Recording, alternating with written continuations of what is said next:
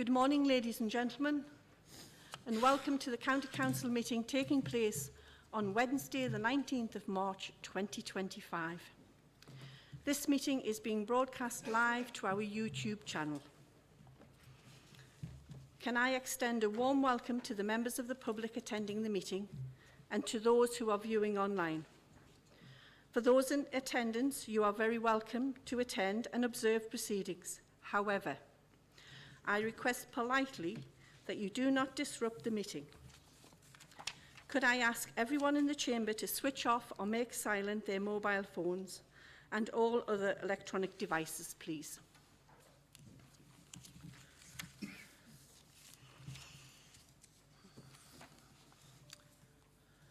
A reminder to members, please ensure that we are respectful to each other during the meeting. You are familiar with the rules of debate. Please respect them at all times. We move to item 1, the minutes. Can I have a mover? Councillor Hopgood. Yeah, Chair, move the minutes. And a seconder, Councillor Richard Bell. Second the minutes, Chair. Are we all agreed the minutes? Thank you. Item 2, declarations of interest. Are there any declarations of interest? Thank you. We move on to item 3. Last night I attended the launch of Durham, Our Story at the Gala Theatre, alongside many partners from across County Durham. This is a new brand and message for the future, highlighting everything County Durham has to offer and will really showcase exactly what our great county is about. Thank you to everyone involved in the developing this new approach. Can I just say, and this is not on the script, so I'm going off script, it was an amazing evening.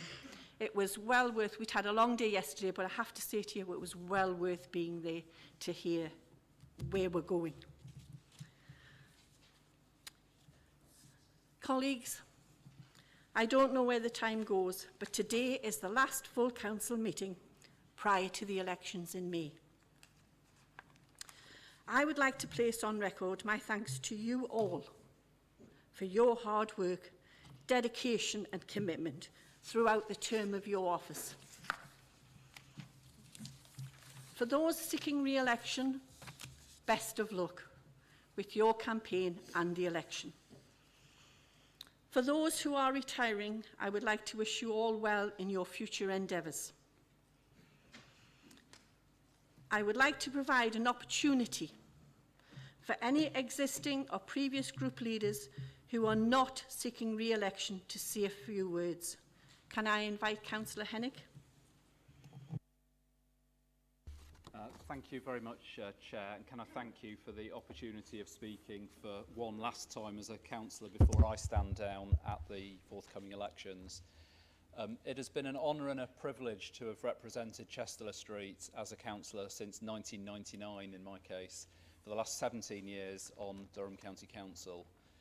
In that time, I've worked alongside so many committed groups and individuals locally and across County Durham, as well as representing our area regionally and nationally as leader of the council. And I would like to pay tribute to everyone who works so hard, often unseen, always with the best interests of our county at heart. For me, the overall highlight was that one day you could be meeting on an issue with a residents group or a parish, the next day with a government minister, or even on a couple of occasions with the Prime Minister, as well as the diversity of areas which make up our wonderful county, meaning, in my experience, no 2 days are ever the same. My one serious point, if I may, Chair, is that we should always remember this council was formed of 8 predecessor authorities when it was formed in 2009. I was honoured to serve on Chester Street District Council prior to that date, and I know that many colleagues served on other district councils, and colleagues' experiences on districts before 2009 were every bit as valuable as those who served on the county, and I've always believed that. And likewise, County Durham is made up of so many communities and places, every single one of which is special. With that, that's enough from me. I would like to wish everyone all the best for the future. Thank you.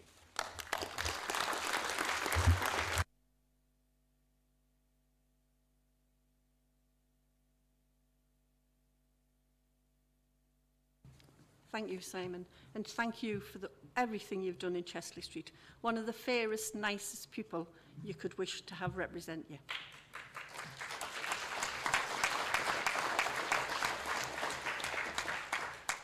Again, I'm going to go off script just a little bit, so I'll get wrong off Michael when we're finished.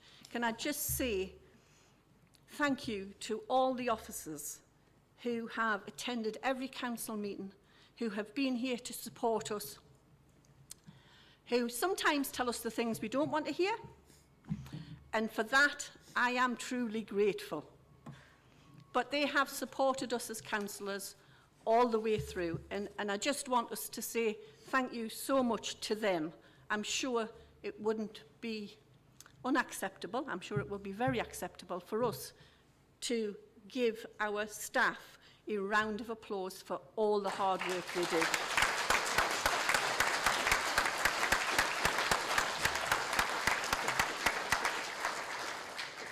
Michael's just sent me a message and said, get back on track. No, he hasn't. We move on to item number 4, the Leader's Report. Can I invite the Leader of the Council to present her report? Thank you, Chair. As we enter the final days of this election term and look forward to what is ahead, I wanted to reflect for a few minutes on what the Council has achieved over this term. Those of us who started but sadly are no longer with us at the end, those who have already gone on to pastures new, and those who are retiring after many years of loyal service to their communities, thank you. For some, this will have been your one and only term as an elected member, and for others like me, who last month marked 20 years, and for many more in here have exceeded that, I'd also like to say thank you. There are few greater honours than being elected by your community to be their representative in council. So what have the last 4 years given us? Everything from the worst storm to hit the county in 100 years to the signing of a historic devolution deal. We have challenges that couldn't have ever been predicted, from the recovery of a global pandemic and a war in the Ukraine to off-the-scale levels of inflation and all the pressures that come with it. But during all that, we continue to do our best and to stand by what we believe in. Despite the challenges, I'm going to give you a little flavour of just some of the things that as a council we've delivered on. Our economy, for the first time we've improved the GVA for the county, closing the gap with the national average, have 8,000 more jobs than we did 4 years ago, and invested over £63 million in Net Park Phase 3. We received £4.5 million worth of grant from the North East Combined Authorities Brownfield Housing Fund to help transform the numbered streets in Hordern. The grant is in addition to the £6.2 million we've already committed to support the delivery of the Hordern Master Plan. For our most vulnerable, we have extended the bread and butter thing from 5 to 19 hubs. The auto-enrolment of free school meals has seen 2,500 children benefit, saving households £400 per child and adding £1 million into the economy. £3.5 million in increased pupil premium.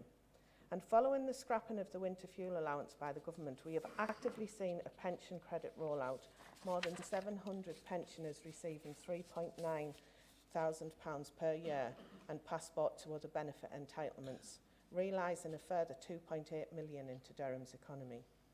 We have opened a new £37 million primary and secondary school campus in Belmont, and Springmoor Grange School in Spennymoor also opened its doors for its first term, replacing the former Oxclose Primary and Oxclose Nursery schools. In our children's services, we received praise from Ofsted inspectors for our support for care leavers following a focused visit. They commended us as our meaningful collaboration, saying the voice of care-experienced young people is central to decision-making. And our specialist children's home was rated outstanding in all areas, less than a year after opening. The home which provides a stepping stone to living in a permanent setting back in the community. And our adult social care provision was rated as good following inspection by the Care Quality Commission.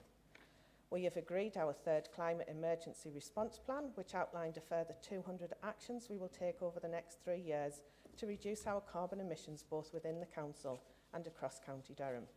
And work has begun on the energy centre that will provide heat to 750 affordable homes at Seaham Garden Village.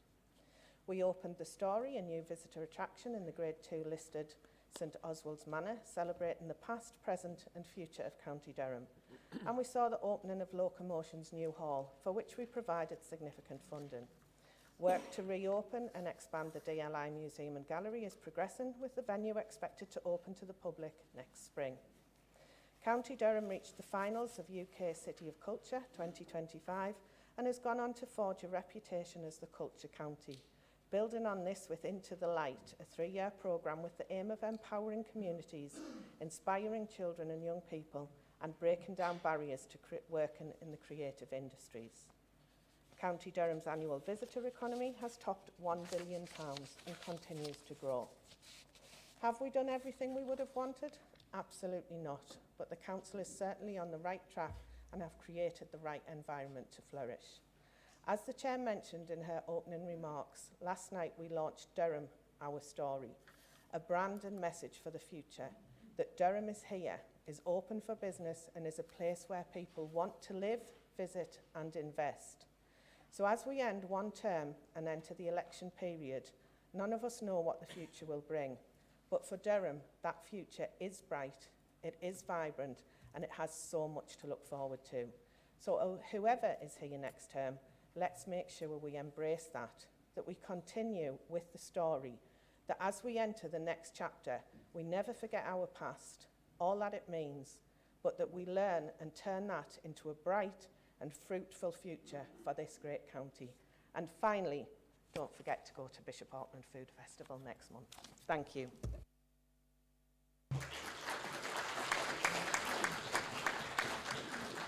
Thank you, Councillor. Do any members have any questions on the report?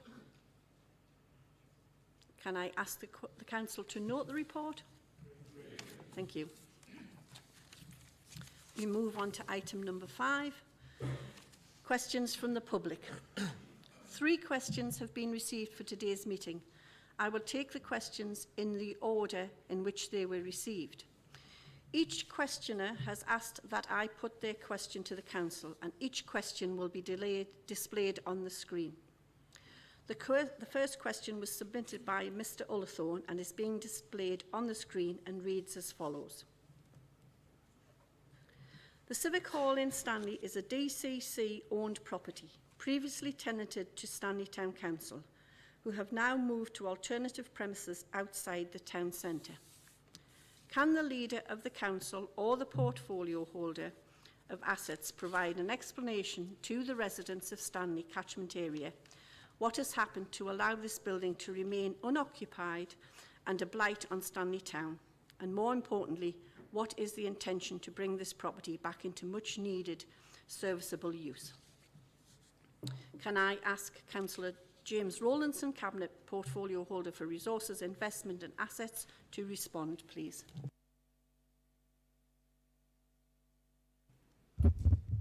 Thank you, Chair. Can I thank Mr. Ullathorne for his question? Following the surrender of their long-term lease and the departure of the Labour-run Stanley Town Council from the Civic Hall in January 2024, the Council placed the property on the market as it is surplus to the Council's requirements. 4 bids were subsequently received and have been carefully assessed. Whilst the preferred bidder is not the highest bidder, they do offer the widest community use and therefore the best value and community benefits than the other bidders. Last week, the Cabinet met to consider the future of the building and agreed to dispose of the building to the preferred bidder, Lamplight Arts Centre Limited, who will transform the building into a social enterprise offering sports facilities, stage and screen productions, space for amateur dramatics, activities for the town's elderly residents and space for local businesses and organisations to showcase events. The building requires significant investment before it can be brought back into use, following the lack of ongoing maintenance over the last 10 years by Stanley Town Council. The County Council has agreed to support Lamplight Arts Centre Limited with a grant to help bring the asset back into use for the benefit of the local community. In part funded by the contributions we have secured from Stanley Town Council in lieu of their legal responsibilities in terms of dilapidations to the building that have arisen due to their failure to adhere to the terms of the lease they held whilst in occupation. The grant funding agreement will be in place with the Lamplight Arts Centre Limited, will ensure that the payments are only made based on expenditure defrayed and expenditure addressed to the extensive dilapidations in the building. Chair, many of you remember I visited the Civic Hall in October 2021 to discover a hole in the roof and the boiler's not working. The then clerk was unable to provide any remedial actions to secure the building, and that the Town Council was expecting this council to foot the bill. Can I also remind members, Stanley Town Council has a precept of over £1 million and they chose not to use it. It was clear that the Labour-run Stanley Town Council was inept and had failed the residents of Stanley. Chair, I met with Glenn McClory last week. He is a Stanley lad, world boxing champion, which he first won in Stanley Leisure Centre. And he's proud to be part of the consortium. He, like me, is dumbfounded at why the Civic Hall has been left in such a state that they now have to put it right before they can provide any of the services to the people of Stanley. Many of you will have seen the reports in the Northern Echo. I am incredulous at the comment from Councillor Marshall that the Civic Hall is the jewel in the crown of Stanley. I would say that it was a jewel then. This Town Council would have to take better care of it. And I would say that it was the responsibility of Councillor Marshall that it has come as close to being demolished and a loss to Stanley forever. Thank you, Chair.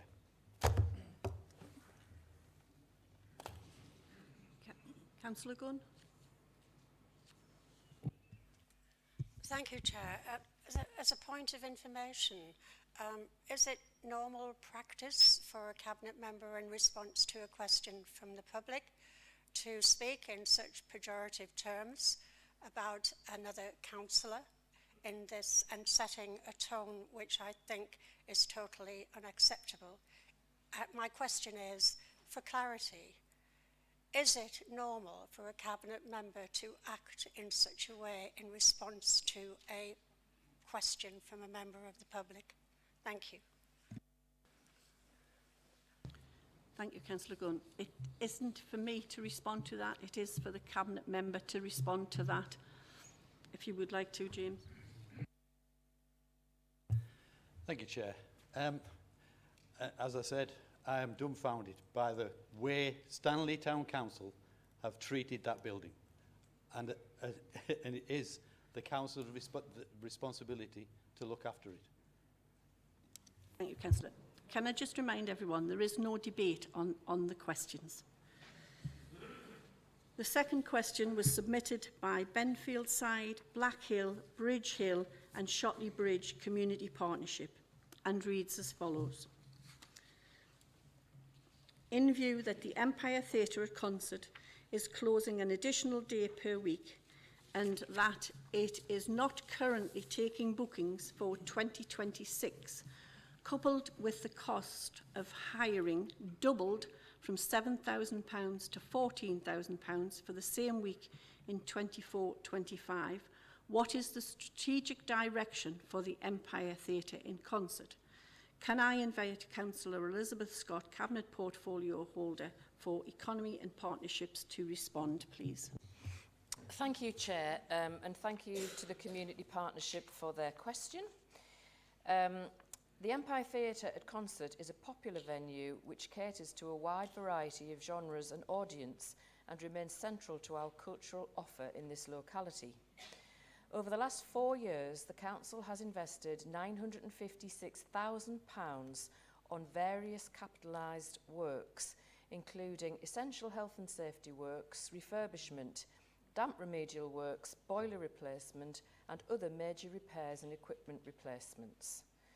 The revised opening hours allow us to deliver cultural services in a more cost-effective way and are in line with sector norms for theatre operators, but the number of performances at the venue will remain the same.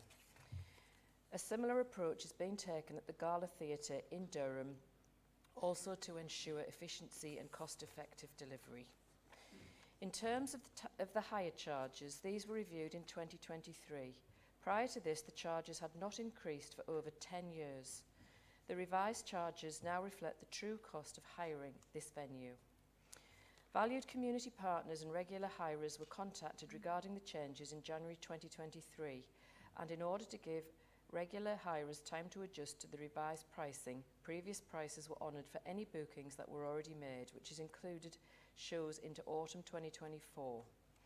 I'm not clear where the idea that the Empire is not taking bookings for 2026 has come from, but I can confirm that we're programming events into 2026 right now, and these shows will be marketed once contracted in line with usual practice. Thank you. Thank you, Councillor. The third and final question was submitted by Mr Watson and reads as follows. Can the Council please tell me why they do not fulfil their legal duty to protect the rights of disabled people by enforcing parking regulations in designated bays on Council-owned and or maintained land? Can I invite Councillor Elizabeth Scott, Cabinet Portfolio Holder for Economy and Partnerships, to respond, please? Thank you, Chair, and thanks to Mr Watson for his question. First of all, I think it's safe to say that most reasonable people share your frustration in observing vehicles parked in disabled bays without displaying blue badges. And I assure you that one of our highest priorities around parking is to ensure that we meet the needs of disabled people and discharge our duties under the Equality Act 2010. To this end, our civil enforcement officers issue approximately 4,000 penalty charge notices each year to vehicles parked in disabled bays without blue badges, where a traffic regulation order is in place. All our car parks are in line with planning policy, and indeed, our parking and accessibility supplementary planning document requires non-residential development to have a minimum of 2 bays for disabled people, with a minimum 5% of car park bays being for disabled people in car parks of 40 spaces or more. Legislation does not require bays to have a traffic regulation order, and as making a traffic regulation order is a relatively complicated and costly process, it's simply not feasible to introduce them across all council-owned land and car parks. To help disabled people access council facilities and services such as leisure centres, we have provided a number of disabled parking bays within our car parks. However, many of these designations are not legally enforceable, meaning that there is no legal sanction to prevent non-blue badge holders from using the space. Regrettably, we do not and will never have the resource to make and enforce a traffic regulation order for every bay in every car park throughout the county, and so will continue to need to rely on drivers being responsible, considerate and courteous when driving and parking their vehicles, and abide by the signs advising of the bay designation. The Council will also consider what steps it can take to educate drivers and encourage them to park responsibly. Thank you. Thank you, Councillor. The questions and responses from today's meeting will be posted on the Council's website following the meeting. Each questioner will also receive a written response following the meeting. We move on to item 6, petitions. There are no petitions for consideration today. We move on to item 7, report from the Cabinet. Can I ask the Leader of the Council to present the report? Yeah, Chair, present the report as tabled. Thank you. No questions have been received on the report. Can I ask the Council to note the report? Thank you. We move on to item 8, review of governance arrangements. Can I ask the Director of Legal and Democratic Services to present the report? Thank you, Chair, and good morning, members. Following the Local Government Boundary Commission review, the number of councillors will reduce from 126 to 98 and the number of electoral divisions from 63 to 51 with effect from May 2025. In order to give effect to those changes, the Council's governance structures have been reviewed, and the review has been consistent with the principles set out at paragraph 8 of the report. The Council's submission to the Local Government Boundary Commission assumed that the Council would continue to operate a leader and cabinet model, with the cabinet membership remaining at 10, with 87 non-executive members. It is proposed to retain the provision within the Constitution to appoint executive support members, although none have been appointed since May 2021. And it's also proposed that Cabinet will continue to meet approximately 10 times a year. In terms of membership on other council committees, it's proposed that the number of members on each committee is reduced by 22%. And details of the current and proposed numbers of seats on each committee are set out in the report. The only exception to that proposed reduction is in relation to the Audit Committee, where we're proposing that that membership remains at 9 so that there are no issues with quorum. As part of the review, the Council's overview and scrutiny arrangements have been reviewed and the subject of a member workshop on the 31st of January. It's proposed to retain the existing frequency of meetings, which is at least 6 meetings of the Corporate Overview and Scrutiny Management Board and at least 4 meetings of each thematic committee per year. The workshop considered whether to change the existing thematics, and the details are set out at paragraph 36 to 39 of the report, but ultimately supported retaining the existing model and approach to work programme development. The workshop also considered the introduction of an executive scrutiny protocol to ensure that the Council's arrangements reflect best practice, and the key principles for that protocol were considered by the workshop and set out at paragraph 46 to the report. The proposed executive scrutiny protocol is included as part of the annual review of the Constitution, which is later on today's agenda. The workshop considered how to strengthen the relationship between overview and scrutiny and the Audit Committee following a query raised in an earlier council meeting. And the workshop considered that the risk section within reports to scrutiny should give greater emphasis as they are within cabinet reports. And it was also proposed that the scrutiny chairs and vice chairs meet with the chair and vice chair of Audit Committee twice a year to ensure that there's appropriate dialogue in respect of key risks associated with the County Durham Vision, Council Plan, Service Plan priorities and actions. The Constitution Working Group also proposed that the appointment of chair and vice chairs of overview and scrutiny should be appointed on the basis of political balance, and again that's included as a proposed change as part of the annual review of the Constitution. With regard to the regulatory committees, the number and frequency of meetings are broadly expected to remain unchanged, and again details are set out from paragraph 57 of the report onwards. The review highlighted some anomalies relating to the special responsibility allowances for statutory licensing subcommittees, but these will be considered as part of the review of special responsibility allowances, which was recommended by the Independent Remuneration Panel to Council back in January. In relation to planning committees, the chairs and vice chairs have asked that consideration is given to holding site visits on the same day as the committee meeting with a view to maximising members' attendance, and that's something that we'll try to accommodate when setting the meeting diary. Officers were also asked to amend the rules for call-in in relation to planning applications. These are a matter for the Council to determine, but it was not recommended that parishes are prevented from calling in planning applications because of the impact on democracy. Alternatively, chairs of committees may wish to apply the Council procedure rules to planning committee meetings to help manage meetings effectively. Details of other meetings of the authority are set out from paragraphs 82 onwards. Again, the only changes in relation to those are the 22% reduction in size previously referred to. And with council meetings, it's proposed to reduce the number of meetings per year from 9 to 7, but that will be kept under review on an annual basis. The proposed arrangements have been considered on 4 occasions by Constitution Working Group, who were supportive of all of the proposals set out in the report. Chair, the recommendations are set out at paragraph 5 to the report. Thank you. Can I have a mover to the report? Councillor Hopgood. Yeah, thank you, Chair. Members will recall the Local Government Boundary Commission review, which commenced in 2022 and concluded in November 2023, with a recommendation that the number of councillors would reduce from 126 to 98, and the number of electoral divisions would reduce from 63 to 51. These changes will come into effect following the election on the 1st of May this year.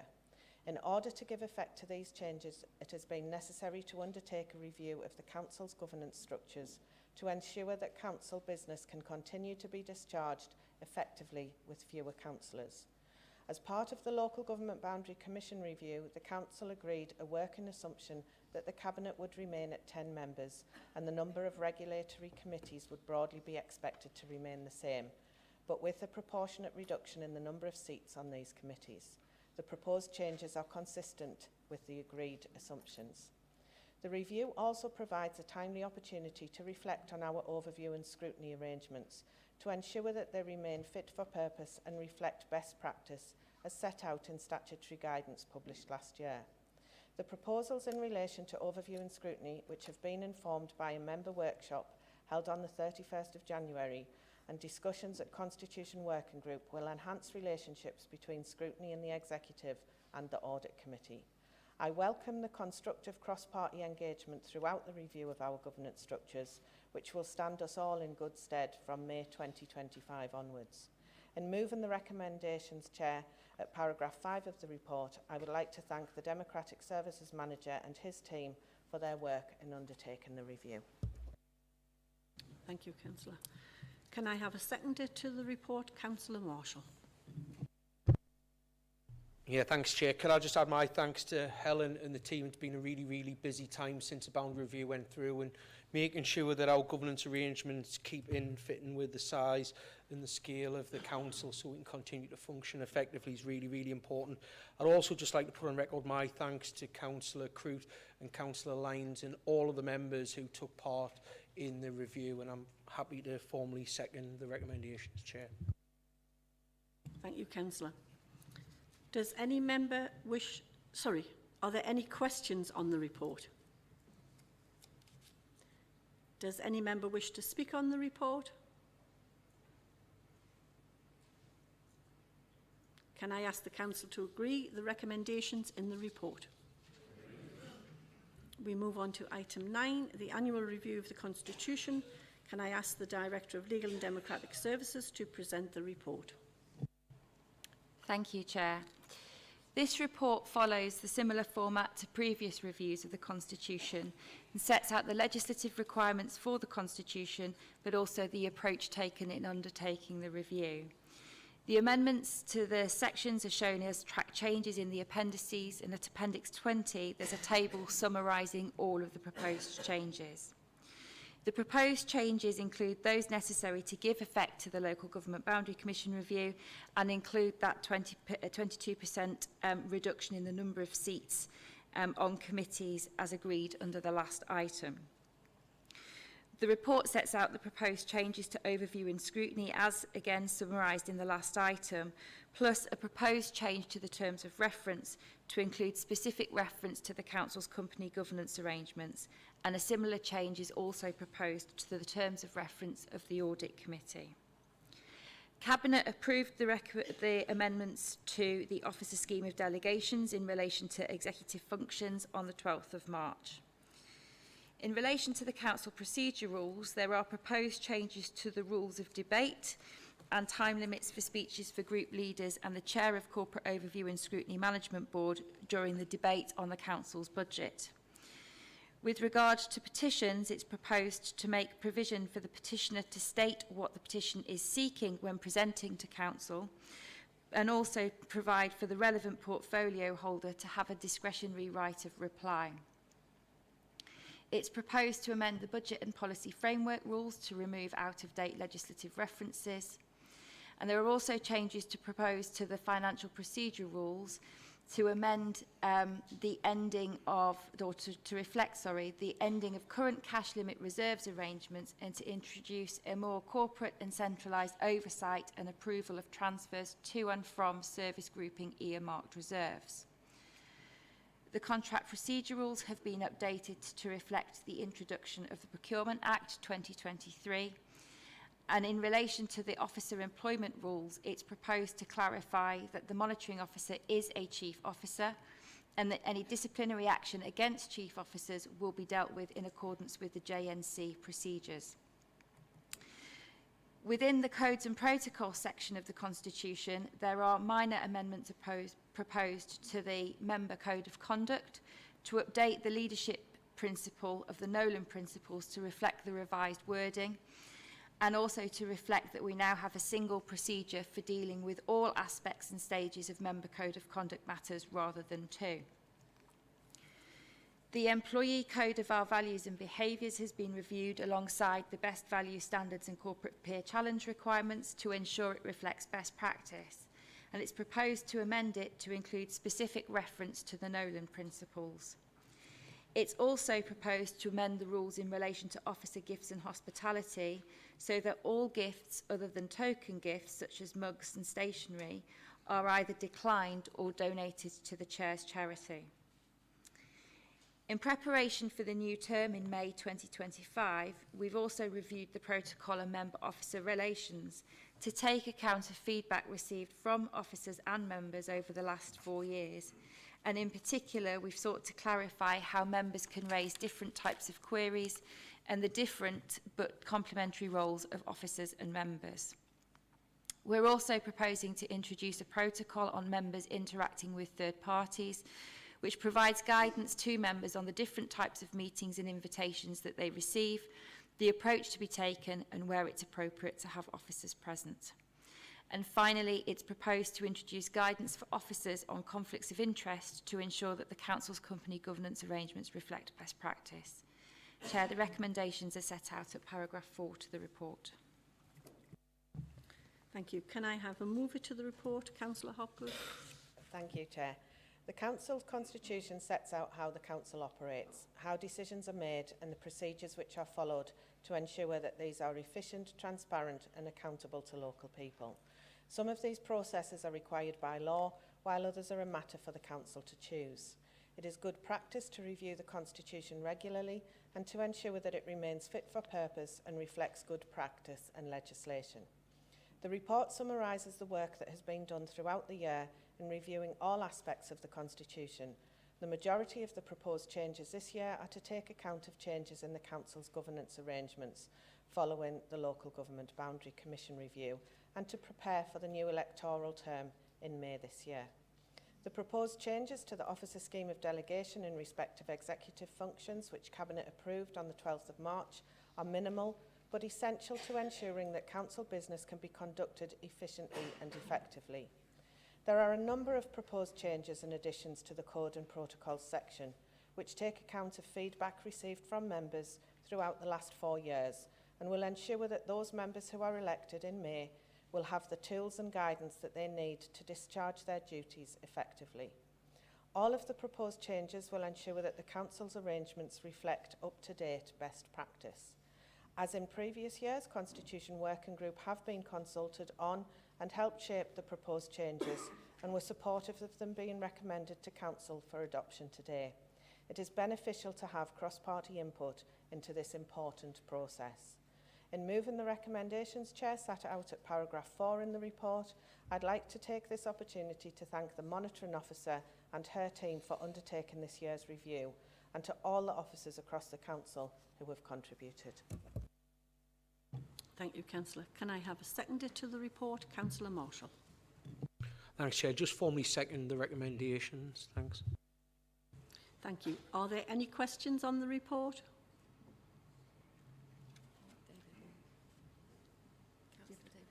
Councillor David Hall. Thank you very much, and thanks for all the work that's gone into this. I appreciate there's a huge amount. I just have a question on the protocol on member-officer relations and a concern that it's being interpreted to withhold information from councillors that they're entitled to, and I don't think this review appears to have fixed it. I'd like to bring people's attention to Agenda Item 9's Appendix 17, also called Part 5C, specifically items 10.1a and 10.4b, that's pages 384 and 386, especially 386, 10.4b, where it reads, senior officers should ensure that division members are given information relevant to their division where appropriate. So this is the bit I'm concerned about. So when I read that previously, it seemed pretty innocuous until I actually tried to get some information.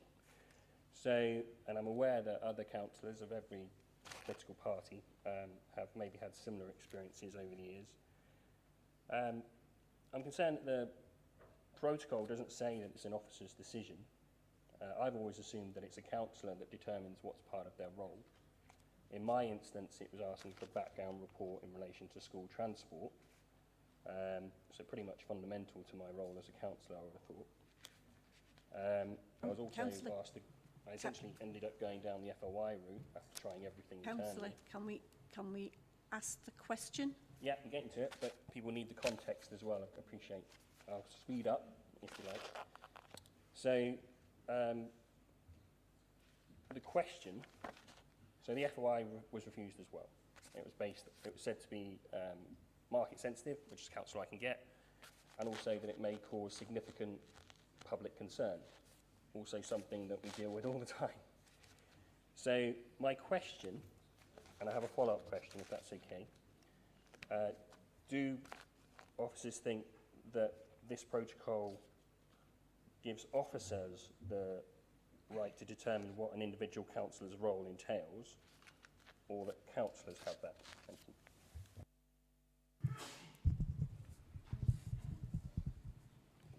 Can I invite Helen to answer that question? I'm not entirely sure that the question actually relates to the protocol rather than a specific request that Councillor Hall has made. The role of members and officers is set out in the protocol, and it will be further enhanced in the handbook that will be introduced from May 2025. In terms of the information that councillors require in order to do that, to do their role, which is the need to know, which has been explained to Councillor Hall, the information has to be reviewed and a judgment made. And in that particular case, I made the judgment that the report referred to wasn't actually a background paper and it wasn't a requirement for your role or a need to know for that information to be disclosed, and there was clear reasons given. You have a right of review to the Information Commissioner, which I believe is ongoing, and it's not appropriate for me to comment further on that.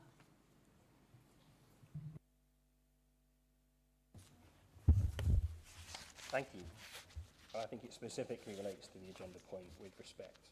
It's specifically in relation to that paragraph, and it's specifically a question about whether officers, as part of this protocol that you're asking us to vote on today, gives officers the right to determine whether a piece of information should be released, or whether in the Constitution itself, it's only the Chief Executive and the leaders who can give that determination in relation to a specific report with reasons.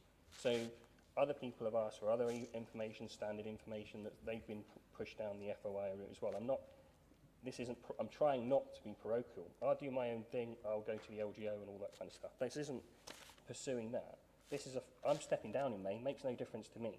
So this is a fundamental question. Do councillors determine what's part of their role, or do officers? Because when we ask for information, you have every right to embargo it. You have every right to make it a Part B. You have every right to tell me not to share it. You have every right to do certain things within the Constitution or within the law. What you don't have appear in any constitution that Councillor, just a second. is the right to tell me what my role Councillor, relates just to. a second. I just want to... So,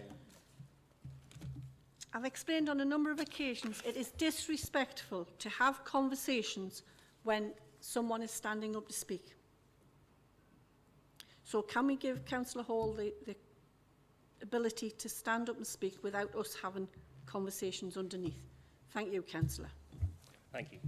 I will finish now because I realise I'm not going to get an answer to my question. But I will ask the officers and I will ask whoever is in power next time that this fundamentally needs to be reviewed. Because councillors cannot be put in a back seat in terms of information in a council they're supposed to be making decisions about and supposed to be influencing and scrutinising and overviewing. It's impossible, especially when it's fundamental to the workings of their role as a councillor and their residents. Thank you very much. Thank you, Councillor. Chair, if I could just refer to Article 2 of the Constitution, which says that Article 2.3, councillors will have such rights of access to such documents, information, land and buildings of the council as are necessary for the proper discharge of their functions in accordance with the law. It is very rare for me as the council's monitoring officer with statutory responsibilities to ensure that the council is acting lawfully to say that a councillor is not entitled to information. I'm sure my colleagues on the corporate management team would probably tell you that sometimes when they say no, I say yes, members are entitled to it. On the very rare occasions members are not entitled to it, they are given their rights of review both within the council and also to the Information Commissioner.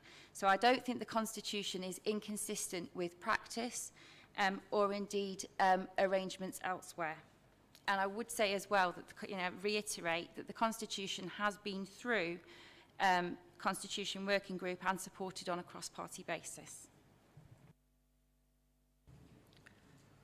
Thank you. Does any member wish to speak on the report? Can I ask the Council to agree the recommendations in the report? Item 10, motion on notice. Councillor Bell.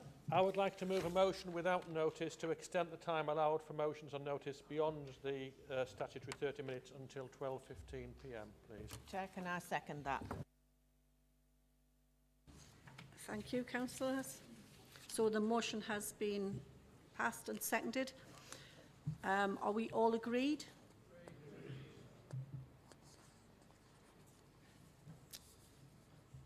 We have two motions for today's meeting. The motions are set out on the agenda and will be displayed on the screen at the relevant time. Can I ask the Director of Legal and Democratic Services to outline the procedure, please?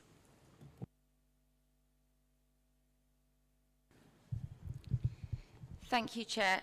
So the usual rules of debate apply. Movers of motions have 5 minutes to speak and seconders and other speakers have 3 minutes. Members may only speak once on a motion other than the mover, who has a 3-minute right of reply. If an amendment is moved and seconded, the debate is on that amendment. Only one amendment may be moved and discussed at any one time, and no further amendments may be moved until the amendment under discussion has been disposed of. And if we have any amendments, at the point at which they're moved, they will be shown on screen, but also circulated to members via email. Each member can speak once on an amendment, except for the mover of the original motion.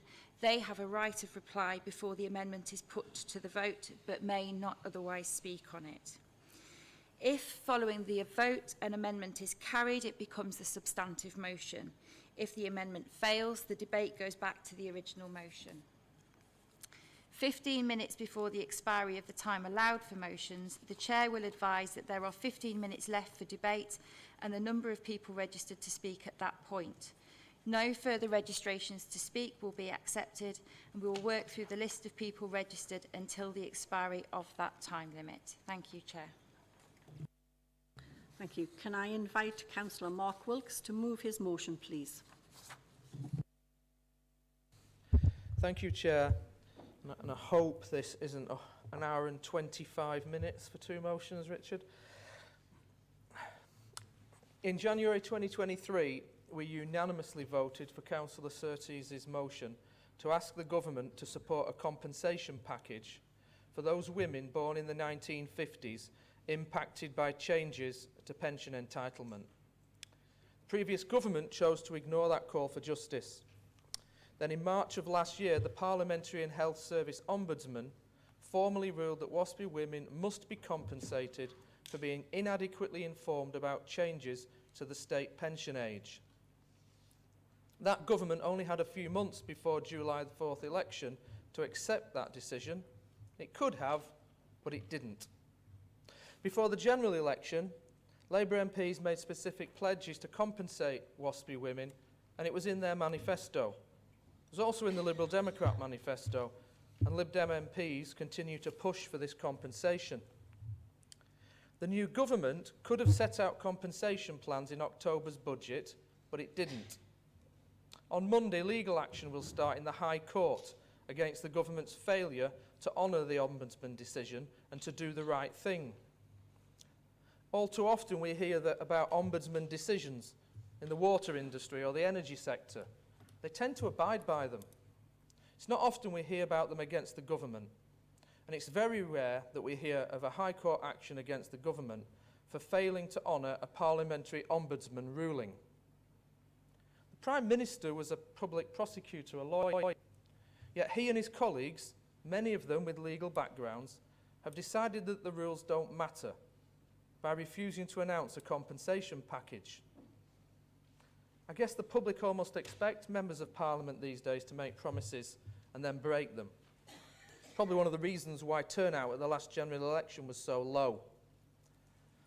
But let's be clear, the public and we do expect the law to be followed and not to be broken by the government. It's part of living in a democracy. If the government breaks the law and then refuses to abide by the rules, even when it is told, we all have to stand up and make it very clear that enough is enough, that it's wrong. Since October's budget, over 15,500 WASPI women have died without compensation, taking total deaths well over 300,000. And so many continue to live through severe financial hardship. Now it's going to court, which will no doubt result in yet more months, possibly years of legal wrangling. This is wrong, and if our vote today helps to put the necessary pressure on the government to change direction, it won't just stop more money being wasted on lawyers, it will ensure an injustice is corrected, and at least some financial help is given for those women who have been so reprehensibly treated. Now, I know some of you might say the government has no money left to pay for compensation, but as we've heard so often in this chamber, it's about political choices. So before anyone says there's no money, consider this. The government continues to choose to allow multi-billion-pound corporations to pay little or no taxes, to allow Chinese firms to import sweatshop clothing, paying no import duties, no national insurance, no corporation tax or VAT, to continue to tax investment income lower than work income, and to let the Amazons of this world pay a fifth of the business rates of a high street shop. So there are political choices. There are tax choices.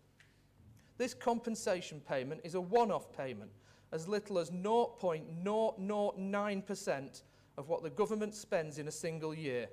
No more than 0.05%. This government can make this decision with the stroke of a pen and has plenty of ways to fund it. So let's send a message to government that it must abide by the law and pay compensation before any more women die, and stop delaying this, leaving 35,000 County Durham women out of pocket, with many struggling financially. Please support the motion. Thank you.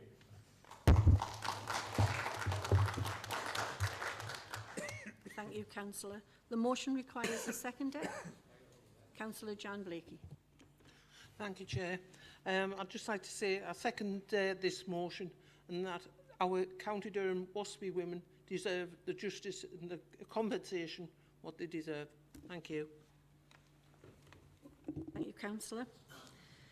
Does any member wish to speak on the motion? Councillor Angela Surtees. Thank you, Chair. Councillor Angela Surtees, representing Easington, current Easington Division. Chair, I would like to move an amendment to the motion. I don't actually have any issues with the motion that Councillor Wilkes has presented today, other than the fact that I think that we need to sort of clarify and make the motion more of a reality rather than something that we have in our gift to do.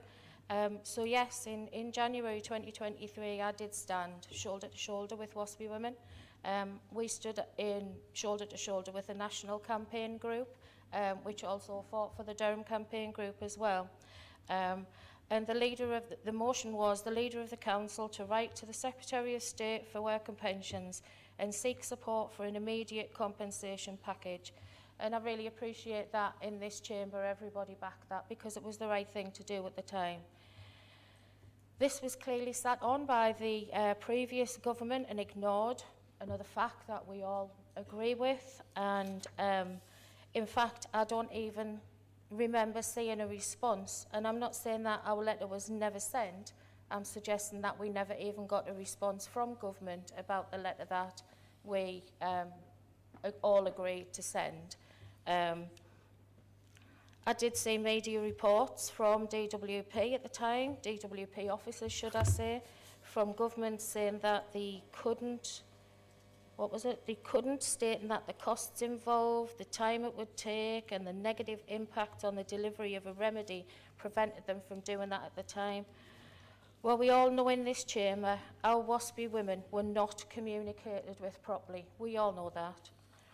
We all in this chamber know how our WASPI women have been affected. We all know that. And we all in this chamber know the Conservative government have not addressed this issue, despite the Ombudsman's report. And everyone in this chamber knows that the new government have been left with a huge gap in public finances from the previous government, which is probably why they haven't been able to do anything anyway. The other thing that I would like to say here is that the new government have not said that they won't address the unfairness. There have been reports in the press about, Labour's first 5-year term, and one of the things that we all need to be aware of here is that the current government have picked up a 22 billion, or it's probably higher now actually, black hole from the government, and are unable to deal with this until they deal with the chaos of the economy at the time. So I want to move an amendment to the motion as set up there, which basically says, and it's not too far away from Councillor Wilkes, but it does make it quite strong. It gives us our public voice. It tells us where we are standing with the WASPI women, and it also tells us that the government are part of what we all stand for. So the amendment is write to the Secretary of State for Work and Pensions, asking that the WASPI decision is revisited once the economic chaos caused by the previous Conservative government has been undone. Thank you, Chair. Thank you, Councillor. The amendment would need a seconder. Councillor Chris Fletcher.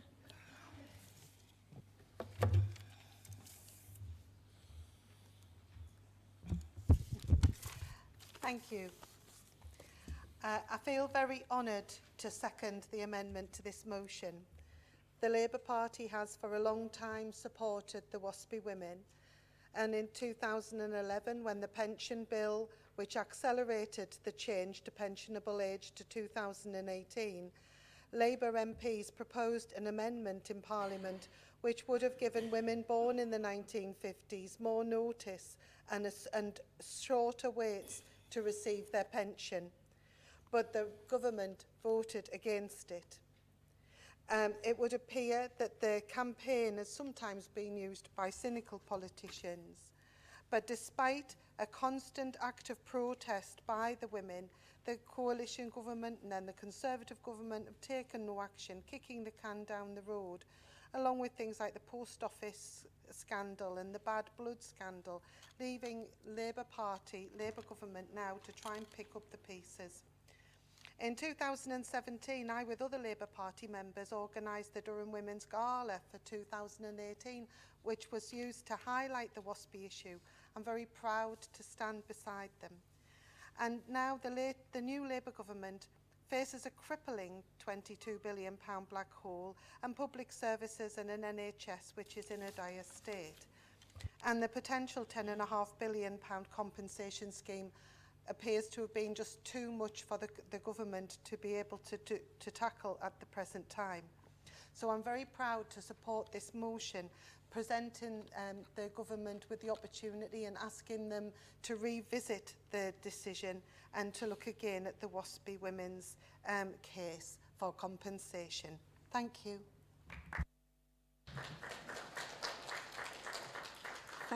Thank you, Councillor. Councillor Elaine Peake.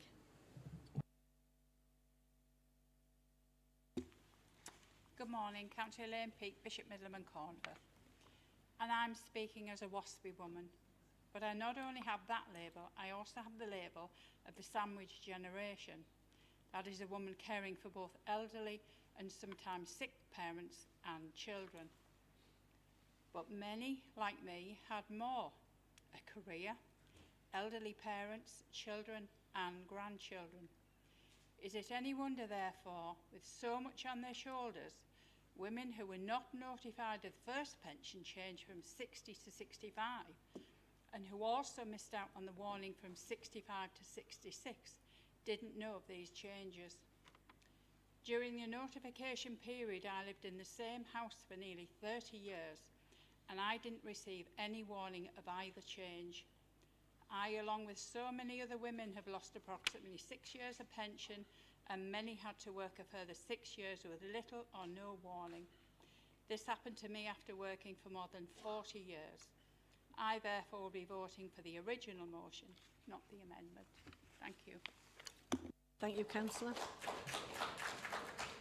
Councillor Pete Malloy. Councillor Pete Malloy, Spennymoor Division. Chair, looking at that amendment, I can't support it because there's no timeline ending on it. Once the economic chaos caused by the previous Conservative government has been undone, it's never ending. What can it be? We've got money for foreign wars in Ukraine. We've got money to house economic migrants who enter our country illegally in hotels. It's about time we have a government that supported the British people and gave them their money back. After all, it's their money. So I will not be supporting this amendment as it stands. Thank you, Chair. Thank you, Councillor. Councillor Angela Sterling. Thank you, Chair. So today I'm speaking in full support of the original motion because, quite frankly, the treatment of Waspy women has been a disgrace. And I'm speaking here today not as a political issue for me, it's personal, and personal for the women across County Durham. So my mum is one of the Waspy women affected. She missed the cut-off by 4 months and lost 6 years of pension. 4 months that meant the difference between a secure retirement and years of financial struggle. She's 70 this year and she only just stopped working, not because she wanted to, but because she couldn't afford to retire. She's not alone. Here in County Durham, we don't have the same wealth and financial safety nets as many baby boomers in the southeast. Women here worked hard all their lives, often in tough, low-paid jobs. They did everything right. They paid in, contributed and planned for a retirement that they were promised. And then with little to no warning, the rules changed. My mum's a Carbon Homes tenant. She pays full rent, full council tax, and has had to make impossible choices just to get by. How many more Waspy women are in the same position, and how many more have had to keep on working in poor health, dipping into savings that were meant to last, or rely on family support that shouldn't have been necessary? This council must stand with Waspy women, and I urge every councillor in this room to back the motion, because these women built our communities and they deserve justice, not excuses. Thank you. Thank you, Councillor. Councillor Richard Bell. Thanks, Chair. I'm speaking to the amendment, and particularly, as you might expect, the last few lines there, the economic chaos caused by the previous Conservative government. Mention has been made, as Labour politicians frequently do, of the £22 million black hole in the nation's finances. If you Google that, and I have quickly done, it confirms what economic commentators have been saying for many months, that at least half of that is down to political choices made by the new government in settling public sector pay demands. We heard a lot during the general election campaign about settling the train drivers' strike, settling doctors, settling this, settling that. Anybody can settle a pay dispute by writing a cheque that the strikers are asking for. Anybody. And that's precisely what the Labour government did, without asking for any productivity improvements from train drivers or any reforms or anything else. Half of that black hole is due to the political choices of the new government. So I concur with Councillor Wilkes that at the end of the day, this is a political choice. For that reason, I'll be supporting the original motion and not the amendment. Thank you. Thank you, Councillor. Councillor Olwen Gunn. Thank you, Chair. I don't think there's anybody in this chamber that doesn't actually support the WASPI women. I hope there's nobody in this chamber that doesn't support WASPI women. But I'm supporting this amendment, and I think that the mover and the seconder have very ably outlined the reasons why this has been brought as an amendment to this motion. And it's interesting to me, listening to previous speakers who were against the amendment, because several times, Councillor Bell's just said it, and a previous, I think it was somebody else, a previous speaker mentioned political choices. Political choices. Well, I'm really interested in that coming from that side of this room, because if it's about political choices, let me take you back. Let me take you back to the coalition government,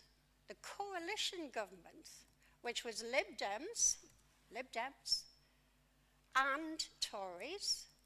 The coalition government legislated in the Pension Act in 2011 to accelerate the rate in which the starting time for women receiving their pension went forward. That was a political choice. So if you're talking about political choices, let's not forget how this started. This started from a coalition government of Liberal Democrats and Conservatives who are now saying, oh, let Labour government pay all of this now. Did you? I'm asking in terms of, were you opposed to it at the time? I don't recall, but then I've only been a councillor here for 12 years, but I do not recall any Lib Dem councillor in this chamber or any Tory councillor in this chamber, Chair, actually against what was happening in terms of the acceleration of this particular issue. I don't recall it. And I am supporting this amendment, and I hope everybody else will see fit to support this amendment, because what I also see here, Chair, is just a blatant opportunity here for political gain. I'm really quite amazed that at this point in time, the politicians across the floor here feel fit to bring this motion when, in my view, Chair, there has been no interest in this whatsoever for all the years that they've been over there until Labour brought the motion, which has been referred to. Time, Councillor. By Councillor Surtees. Thank you for your indulgence, Chair. Thank you.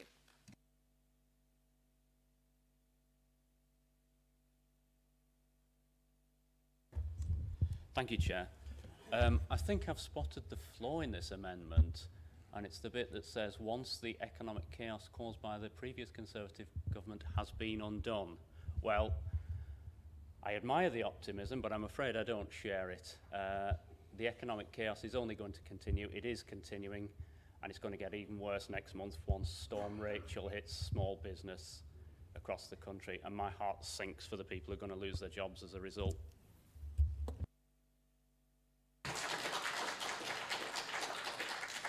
Thank you, Councillor. Councillor Charlie Key. Thank you, Chair. My eldest sister is a WASPI, and she's alive and kicking. I'm pleased to say she and I led the WASPI march in Bishop Auckland some 8 to 10 years ago. I don't recollect now, so I do have personal experience with it. But I had to laugh to myself at the deputy leader of the council, trying to push back at Conservative mismanagement of the economy. Does anybody remember Liz Truss? Does anybody know what her mini-budget cost this country? £30 billion in 44 days. Thank God it wasn't a major budget. How much would that have been? That's why there's no money. Your incompetence has put us in the situation that we're in. I do applaud you. I applaud you for trying to battle on there with HMS conservatism when nobody else buys it now. Even your own people are moving like a flock across to a party that, by the way, a party that dropped a leaflet through my door yesterday morning that said that the biggest thing that Reform UK are going to do here in this council is they're going to stop the boat. So you lot are all going to be boat stoppers. That's their big thing in Bishop Auckland. Stop the boat. It's ludicrous. And there are serious things going on here. Not playing the party politics, Chair. Councillor, and just a second. I'm not the first one to make party politics. Councillor, just a second. I'm done. Okay. Councillor Danny Wood. Thank you, Chair. Obviously, I'm speaking in favour of the amendment. This is a serious and important issue, and we've heard this morning about political choices from the other side. However you look at it, this was legislation that was passed in 1995 under a Conservative government. So even if WASPI women weren't told about it, the Conservatives certainly knew about it. As we've heard, in 2011, the Lib Dems and the Conservatives actually accelerated the process, and we've only recently had the Ombudsman report. There are political choices behind it, but I think accelerating and bringing it forward has certainly made it worse, even before there's the issue, the communications issue. There's been so many numbers chucked around with this, in general, as the campaign's been going on. Obviously, we've heard about the £22 billion black hole, but also in terms of the estimated cost of a compensation scheme, and that's one of the reasons that the Ombudsman referred it back to Parliament. One of the things I am quite concerned about this morning, though, Chair, is actually the Nolan principles and how debate is presented in here. We've had numerous examples, and quite a serious example, I'd argue, this morning, where, you know, we hear arguments like, oh, well, you know, certain members did or didn't show up to Cabinet, and that has an impact. What I'm actually absolutely astounded by is a councillor standing up in this chamber this morning and telling barefaced lies, actually in moving the original motion. Councillor. Yeah. The debate is on the amendment. It is, but ultimately, well, you could do this bit as a point of order if you like, and I'll go back to the amendment. I don't think it's right for a councillor to stand up in here and say barefaced lies to make political points. And I'm actually referring to Councillor Wilkes about the Labour Party manifesto, and I'd suggest that before standing up in public and telling everyone what is or isn't in a document, he actually reads it first. But I'll be supporting the amendment. Thank you, Chair.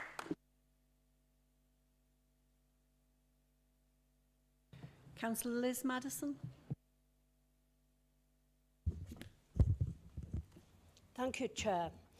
Councillor Liz Madison, Spennymoor Division. I've listened to the arguments on both sides, and what we're talking about is words.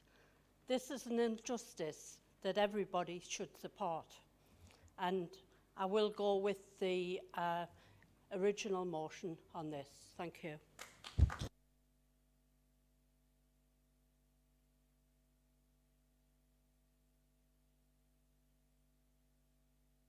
Thanks, Chair. That was quick. It must be the last one.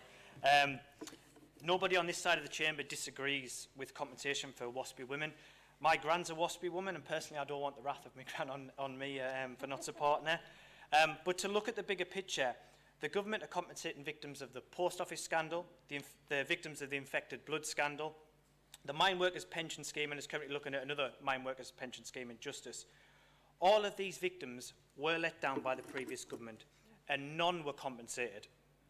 The sheer audacity for members who supported the previous government to now come out of the woodwork and call for WASPI justice is offensive to all the women who have been affected. Councillor Bell mentions that half of the black hole was political choices. It was a political choice to say you would compensate all of these victims, and I'm talking about the post office and the infected blood scandal victims here, and then not budget for any of it. Austerity and public pay freezes were a political choice, and they no doubt factored into the pay increases that were essentially settled under the Labour government. The idea that Labour can come in, wave a magic wand after 14 years of Tory chaos, compensate everyone, fix our public services and save our economy in 8 months, to the people opposite that are suggesting that, I suggest they step into the real world, Chair. Thank you. Thank you, Councillors. Councillor Susan MacDonald. Thank you, Chair. I'd like to thank the WASPI women for very kindly producing a manifesto watch in the run-up to last year's general election. What they say about the Conservative manifesto, not surprisingly, I suppose, is that it didn't mention the WASPI 1950s-born women or women affected by changes to the state pension age, and they were clearly disappointed by that. I'll go on to the Liberal Democrats. The Liberal Democrats have pledged to ensure the 1950s-born women receive compensation for government's failure to inform them of changes to their state pension age. In line with the Parliamentary Ombudsman's recommendations, they also said they would address inequalities in pensions law for same-sex couples. The Green Party. The Green Party has pledged to introduce a universal basic income, which 1950s-born women would be the first to receive, and to raise the state pension age to £178 a week. They also said they would look to addressing this injustice. The SNP. The Scottish National Party promised to continue supporting WASPI and standing up for women affected by changes to the state pension age. The Brexit Party, as they were then. The Brexit Party pledged to review the position of women who had been affected by the changes to the state pension age, as you would expect. The Labour Party has pledged £58 billion in the first 5 years of Labour government to compensate 1950s-born women. That's what they pledged in the manifesto. All I think we're asking now is that they actually stand up and don't break yet another manifesto promise and support the motion we have, the original motion in the chamber here today. Thank you, Chair.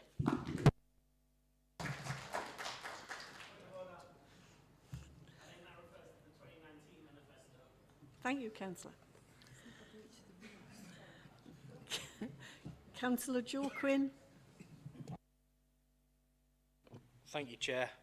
My mother-in-law is a WASPI woman whom, like many, has suffered due to successive government's failures to compensate the WASPI women. I do support the original motion.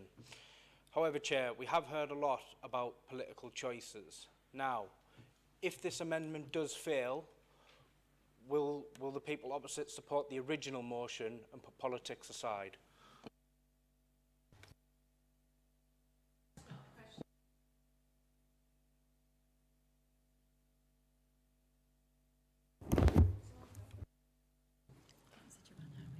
Councillor Joanne Howie. Good morning. Thank you, Chair. Councillor Joanne Howie, Woodhouse Close Ward. So my mum is a WASPI woman. She has suffered quite badly financially, and it's affected her even down to her and my dad claiming pension credits because of their different ages, retirement ages. It's been quite hard for them. This was first discussed in 1995 under a Conservative government, but then following that there was also a Labour government and a coalition government. It's gone over every party, this, and it's still been discussed and nothing has happened. There will always be economic crisis no matter what we do, no matter who is in government. So we need to make sure that the original motion stands and not this one, because we'll never be out of that economic crisis.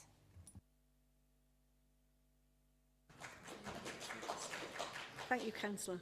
There is no one else registered to speak. Sorry. Councillor Wilkes, would you like to give your right of reply? Thanks, Chair. You know what, I'm not a liar, but I will clarify, Danny, something. And that is that it was your leader 2 years ago who actually said that he would do this. You're right, it wasn't written into the manifesto in words, and you're right, it was 2019. But yes, but will you apologise for calling me a liar?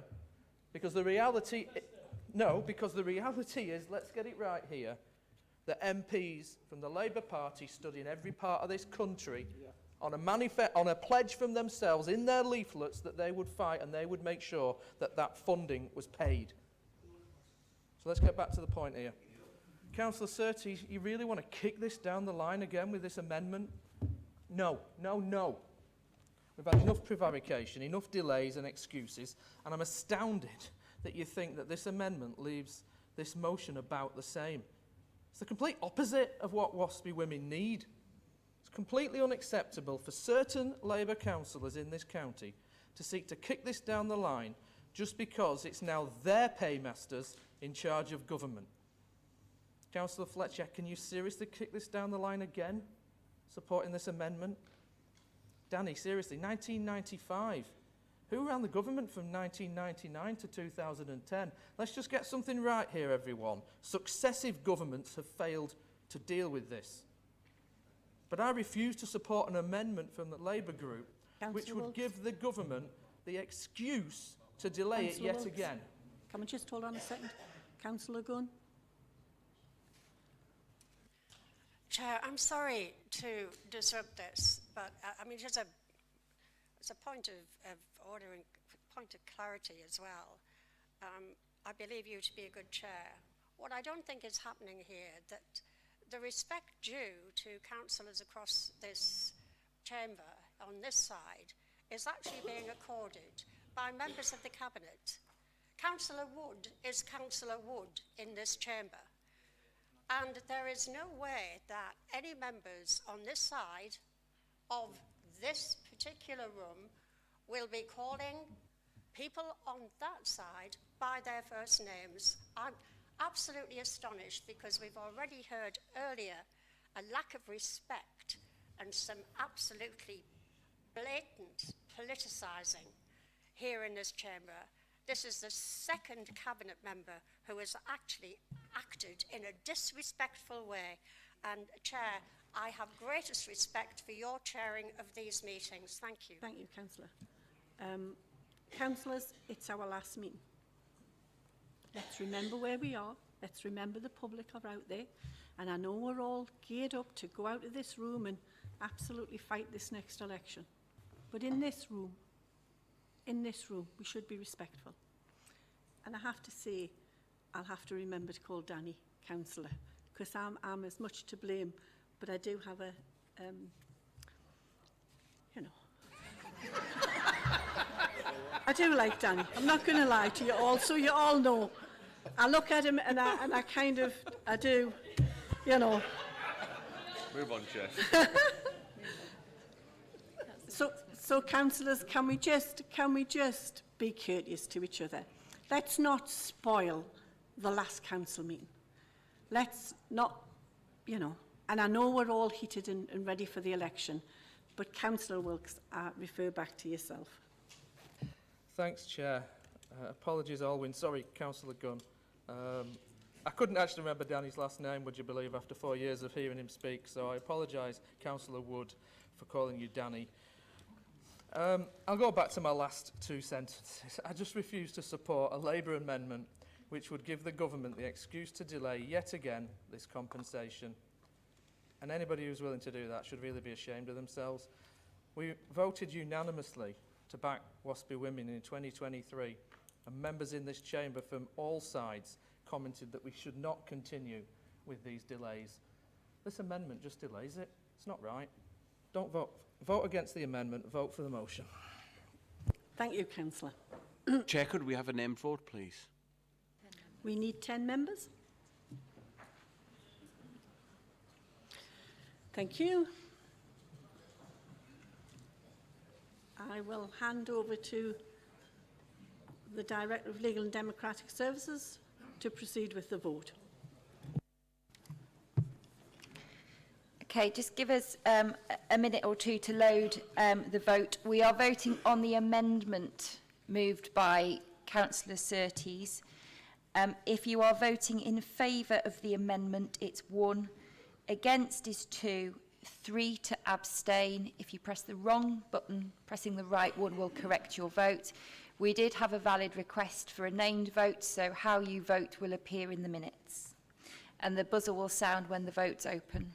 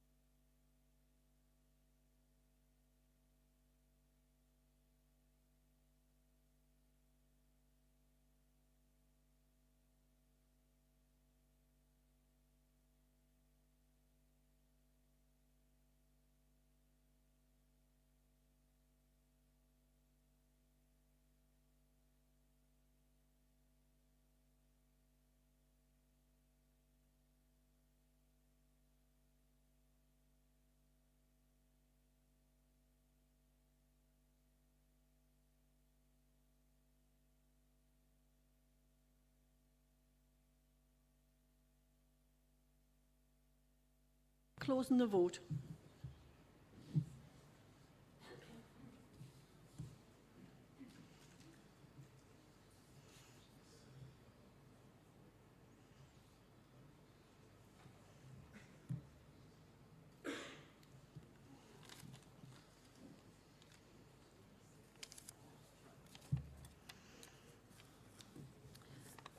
Councillors, the amendment for Councillor Wilkes' motion on notice. Sorry, the amendment. 441 against 56. Yeah, sorry. 441 against 56. No abstentions. The amendment falls. We go on to the substantive motion.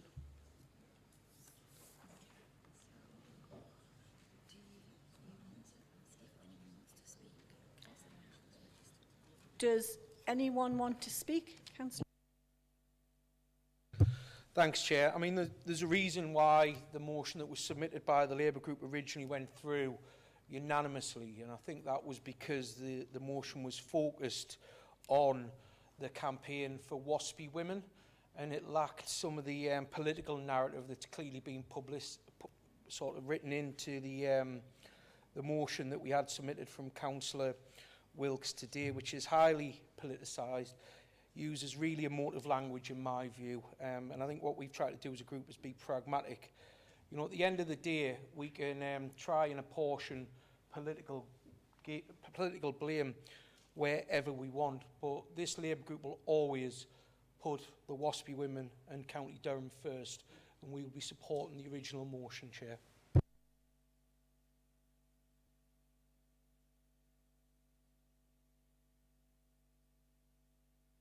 Councillor Angela Surtees. Sorry, Chair, I didn't hear you. I was just going to pretty much stand up and say it was never my intention to vote against this particular motion when if the amendment hadn't been successful. What is key here is that both of these motions were about people, and people are at the forefront of what we all should be thinking about and caring about. I would urge everybody to vote for this motion.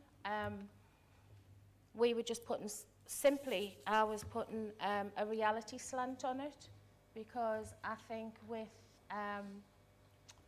a letter back from government now, we might not necessarily get the answer that we want, but it will give the government our feelings. So I do urge everybody to vote for the motion, because it's the right thing to do.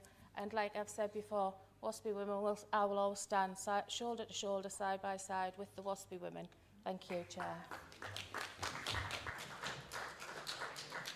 Thank you, Councillor. There is no one else registered to speak. Councillor Wilkes, would you like your right of reply? I'll be brief, Chair.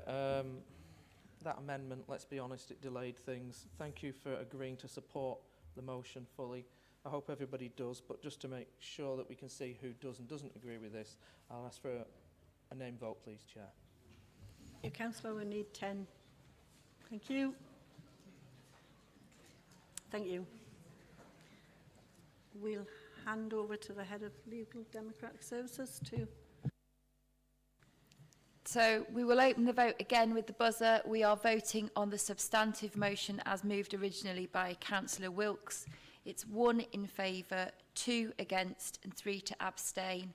If you press the wrong button, pressing the right one will correct your vote. If you've got a problem with your handset, if you wave it in the air and one of the team will come and assist. Thank you.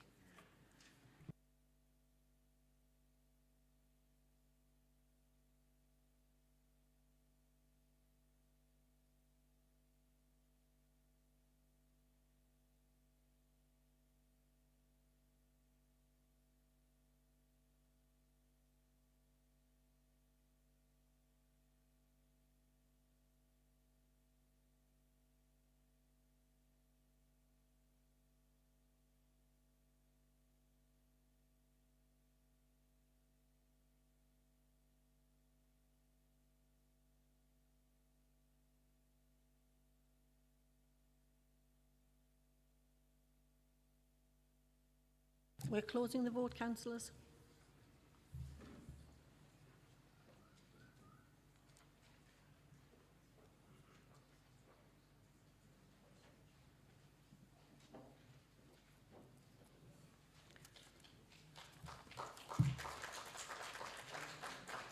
For the motion, 97, against 0, abstentions 0. The motion is carried. Thank you, councillors. We move on to the second motion. Can I invite Councillor Richard Bell to move his motion, please? Thank you, Chair. I move the motion as tabled and displayed and speak to it as follows. County Durham's farmers, who perform a vital service in growing crops and raising animals for our food and clothing, are feeling beleaguered in a way that they have not done since the 1930s, when bankruptcies were common. Please bear with me while I briefly explain the technicalities. In 2015, the EU Basic Payment Scheme was introduced. This gave farmers payments for owning or occupying land. Following Brexit, it was decided that in future, payments would be linked to improvements in the environment, the concept of public money for public good. In 2024, the BPS was replaced by a de-linked payment scheme, being a transition scheme designed to bridge the gap until the new Sustainable Farming Initiative payments kick in. Sustainable Farming Initiative, as the name suggests, is a programme that pays farmers to use sustainable farming practices. In recent months, the government has done 4 damaging things to farming. In the October budget, Rachel Reeves cut severely the amount of money a farm can receive as a de-linked payment, and it is now capped at £7,200, regardless of size or numbers of workers. And she introduced the full inheritance tax on farm assets. On the 11th of March, DEFRA announced that it was closing the new Sustainable Farming Incentive Scheme. It says it has spent its budget. Whether that budget has been cut, nobody seems to know. And last but not least, the Planning and Infrastructure Bill last week will compensate farmers whose land is compulsorily purchased for housing at only the value of the farmland, as opposed to the much higher value of building land. And of course, farmers and their suppliers who employ staff will be hit by the employers' national insurance increases. This government has done an excellent job in destroying the confidence of farmers and encouraging them not to invest in new machinery and staff. This is evidenced by the NFU annual survey published earlier this month, which revealed farm business confidence has reached record low levels. In terms of cash flow and income, farming is not in a good place. The various schemes are hard for a layman to understand, but the simple fact that the amount of support given to farmers has been cut significantly is not hard to understand. According to the gov.uk website in the North East, total farming income has decreased by 39% from 2022 to the present. But it is inheritance tax that has received most attention. In many ways, this is the proverbial last straw. It is the nature of farming that you plan and act for the long term. Farmers view themselves as custodians of the countryside and not owners of it, and they want to pass on their farms to their children.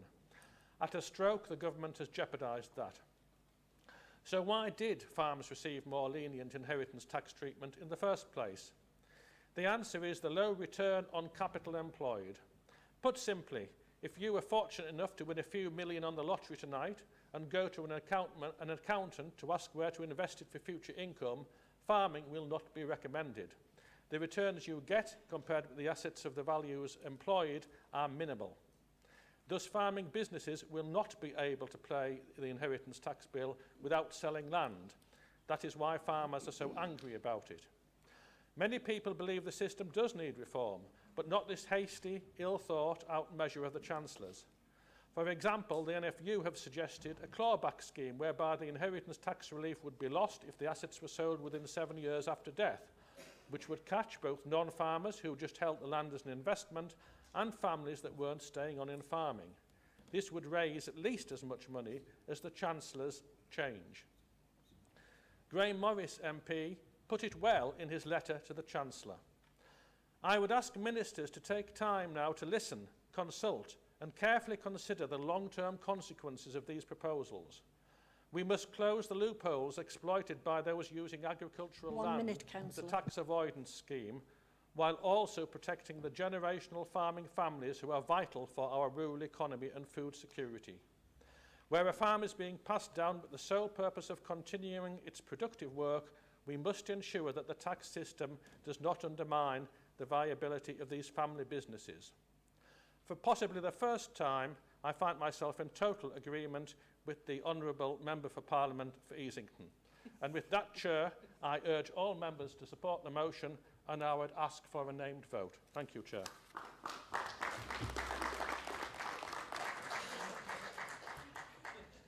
Thank you, Councillor. The motion requires a seconder. Councillor John Shuttleworth. I'd like to second the motion, Chair, and reserve the right to speak at the end of the day, please. Thank you, John.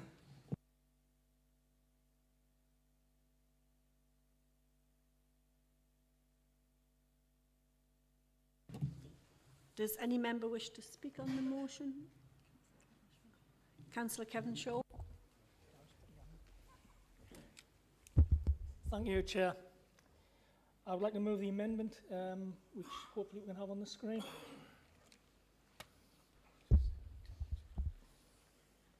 In moving this amendment, I think it's only right and fair that the whole picture should be looked at, and not just part of the picture which will give a soundbite on the eve of local elections. So it's a bit of a reality check here.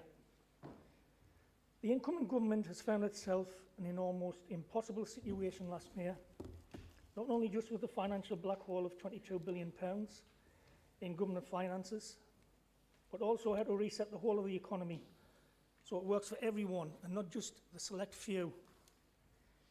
Every aspect of life has been affected. We've seen our public services decimated, our NHS itself on life support, a national housing crisis, and our rural communities almost totally cut off with an almost non-existent rural public transport system.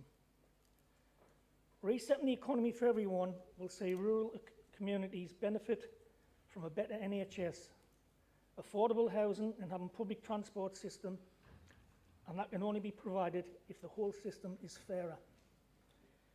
It's not my intention to oppose the purpose of this motion, but we all understand that when there's a desperate need for a reset, massive restructure and redistribution to make society fairer, there will be an impact. However, the political opportunism on the eve of elections has been clearly the main driver here. Why has the coalition waited until now if it's such an important issue? I did wonder why the Deputy Leader has brought this when he stated it's a total waste of time writing to the Prime Minister when we've moved motions and the Prime Minister was one of his own. Perhaps he's now realised that the country now has an actual Prime Minister, not just a stand-in. Members will be aware that all of our Durham County MPs are working with the farming communities and our farmers to offer all and every support that may be required and have already made representations to government. I'd like to move the amendment and ask members to support it as it seeks the same outcome with a far more responsible set of words. Thank you, Chair. Thank you, Councillor. I need a seconder to the motion. Councillor Alison Beattie. Thank you, Chair. Councillor Alison Beattie, Pelton Division, and I second the motion as tabled. Thank you.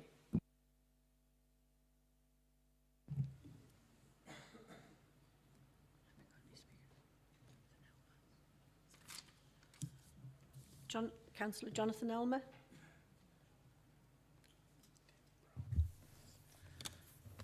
Thank you, Chair.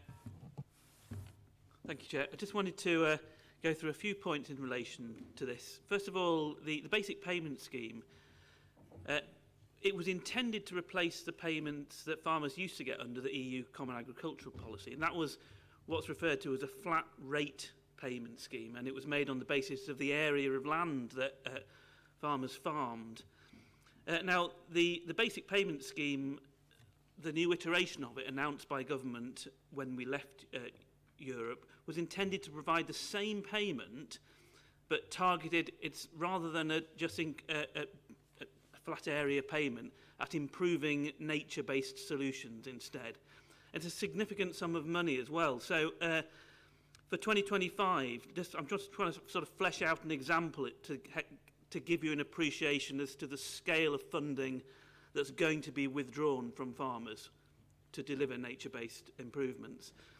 So DEFRA plans to apply a 76% reduction for the first £30,000 worth of payment, whilst making no payment for any portion of a payment above £30,000. So what that means is a previous payment of £40,000 would now be reduced by 32,800 and the farmer would instead get 7,200. Now, I think one of the big issues here is that the suddenness of all of this, because it's been pretty much it was unexpected. So obviously farmers are planning their business delivery into the future, and to make such a very significant impact on their income just makes it very difficult to deliver a sustainable farming business as time goes by. And we know that farmers are right now dealing with quite a big range of other threats as well. I'm not going to go through all of those, but one of those that hasn't been mentioned is obvious concern about the possibility of a UK-US trade deal that could result in very, very cheap farming imports coming into our country that undercut farmers in this country. Thank you, Chair. So these sorts of financial attacks on farmers, and I'm not trying to make a political point here, these are the people that create food. What this in the end does is simply threaten UK food security, the ability of our country to grow its own food, at a time when we need that more than ever. And also it creates a big impact on the natural systems that enable us to survive. And farmers, by and large, are the custodians of those natural systems, or can be at least, if they receive the payments to be able to do the job properly. So I'm concerned that the amendment essentially tries to broaden this issue to a much wider range of considerations, when it really does need to be targeted at the impact that farmers are currently facing. So I don't support the amendment. Thank you.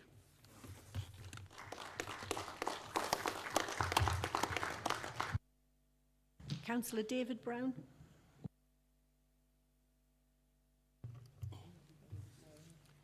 Thank you, Chair. Today's motion, which I'm obviously going to support, is not unique for our county, but for all rural councils up and down the country. And even our neighbours, Northumberland and North Yorkshire, have already submitted similar motions. However, the motion should really not have come before this council if the government had kept their promise in their manifesto last July, when they pledged not to change inheritance tax. Now the budget last October presented another broken promise: 20% inheritance tax on family farms. And I say again family farms because I'm sure all members here have constituents with family farms or have connection in the past with family farms. But the inheritance tax proposal was that the first £1 million would be tax-free.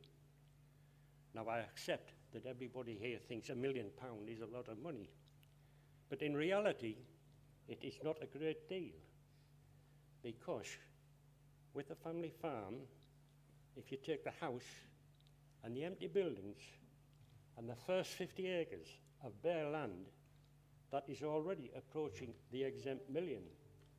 So put on top of that the crops, the cropping, more land with more and more cropping, machinery, livestock. The figure is astronomical in terms of everyday living.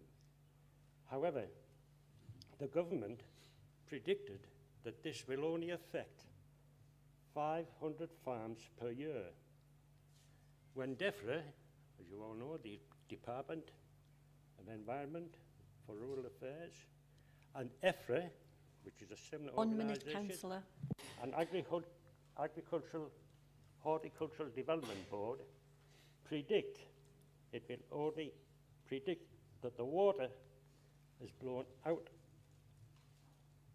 of the stream already, and inheritance tax will affect more than 3/4 of farms in England and Scotland, and that puts the number at 42,000 per year.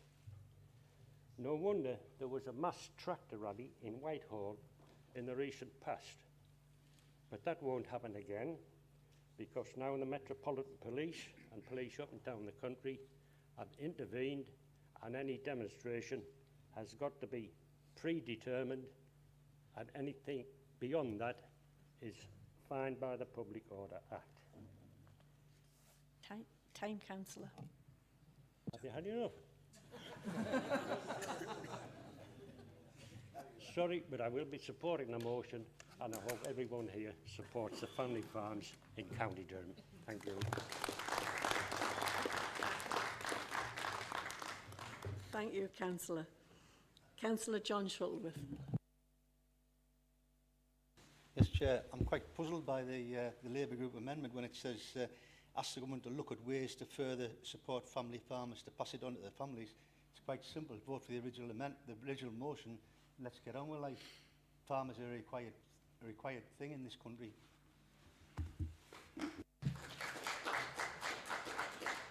Thank you, Councillor. Councillor George Richardson. Thank you, Madam Chairman. Charlie, I'm good to see. Councillor Kay, it's good to see you've woken up.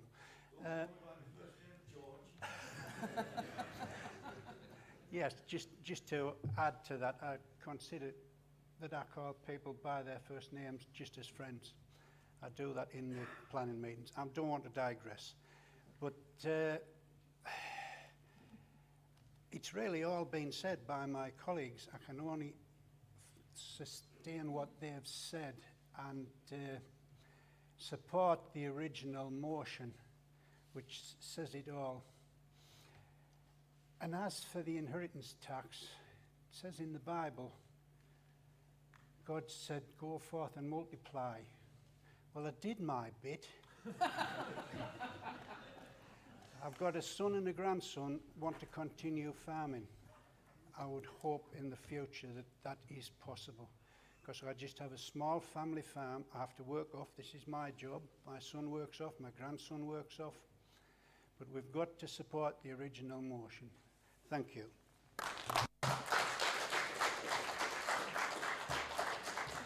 Thank you, Councillor. Councillor Danny Wood. Thank you, Chair. It's been a long debate, so I'll try and be brief. I'm speaking in favour of the amendment, and I think from some of the comments we've heard today, if you're going to put motions into full council that are inherently political and designed to just have a go before an election, then you're going to get an amendment which is also doing the same thing, aren't you? So I don't see how you can have it both ways and present something that's designed to have a go and cause division and then complain that we try and throw something back. On the wider point, I think there's a bit of a process issue with this one, which the amendment does address. I think it's absolutely bizarre that we're asked to pass a motion the original motion which calls on group leaders to write a specific letter. I think that sets a dangerous precedent in terms of the council, because we do actually have quite a lot of different groups on here, and I think it takes what could be described as a tyranny of the majority to an extreme level, and I don't think we should be setting a precedent where a coalition or a party running the council can force group leaders or make it look like they can force individual group leaders to sign up to a position they don't necessarily agree with. In a much more polite way, seeing as he raised it in a much more polite way, just a small point on Councillor Brown, which I'm sure you all saw was coming, which is what he said about the Labour Party manifesto is wrong, and people should read it before telling us what's allegedly in there, because that's the second example we've had this morning where some things claimed to be in the manifesto and wasn't. Thank you. Thank you, Councillor. Councillor David Hall. Councillor David Hall, Sherborne Division. I'll support any motion that supports local farmers and family farmers and hard-working farmers. Obviously, those who buy land to avoid tax should pay their fair share, but those hard-working families and farms around our county deserve protecting, so I'll vote in favour of pretty much any motion that does that. But I would also ask colleagues who coming back after May, there's maybe more that this council could be doing to support our farmers. I've got a farm in my area that's been in existence for over 100 years in the same family, and they are worried about, definitely worried about what the future holds in terms of sustainability. They've done what a lot of farms do, and they've diversified. Now, a lot of our policies, a lot of national policies haven't kept up with what farms are needing to do to provide the food to us to also survive, to also keep their farm sustainable, to hand on to the next future generations for another 100 years. So I would ask this council, especially in the planning area and the development areas of the council, to look at, coming forward, what we can do to encourage and support the diversification of farms and the planning those farms have to do to provide food to us, but also survive for their current families and for their future families. So that's why I'd ask. Thank you.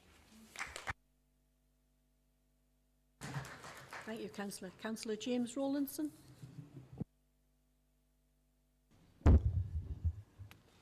Thank you, Chair. I am a farmer, not a rich one. I don't have a fancy Range Rover. Today I came to the meeting in my Land Rover, 10 years old, which I used to take lambs to market last week. Chair, a report a few years ago by the NFU highlighted the figure of £300 million that the farming puts into the economy of County Durham.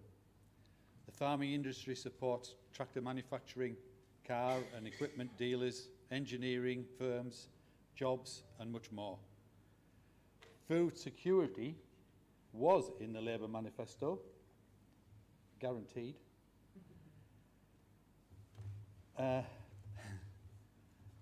But the Minister for Food Security recently said, farming will have to accept that it is not very high up in the pecking order. He will have to change his mind when there is no food on the shelves. The lack of recognition of the worth of farmers and agriculture in this country and the difference it makes to the countryside is a failure of the present government.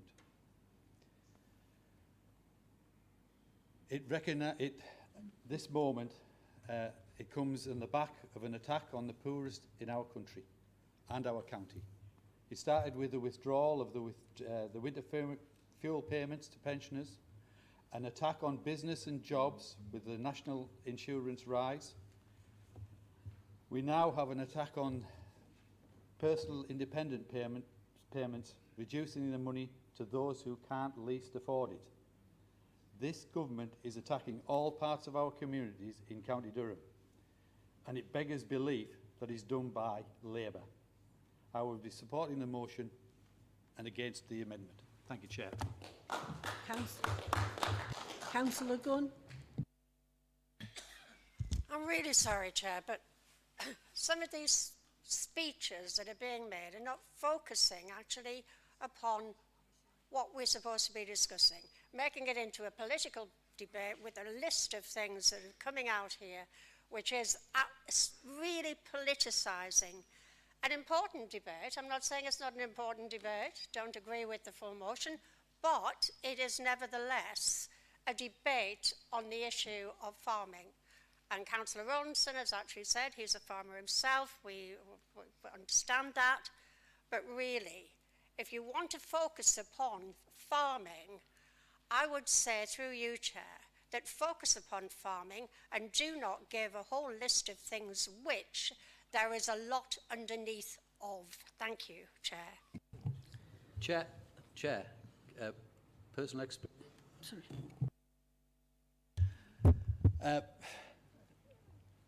Thank you, Councillor Gunn.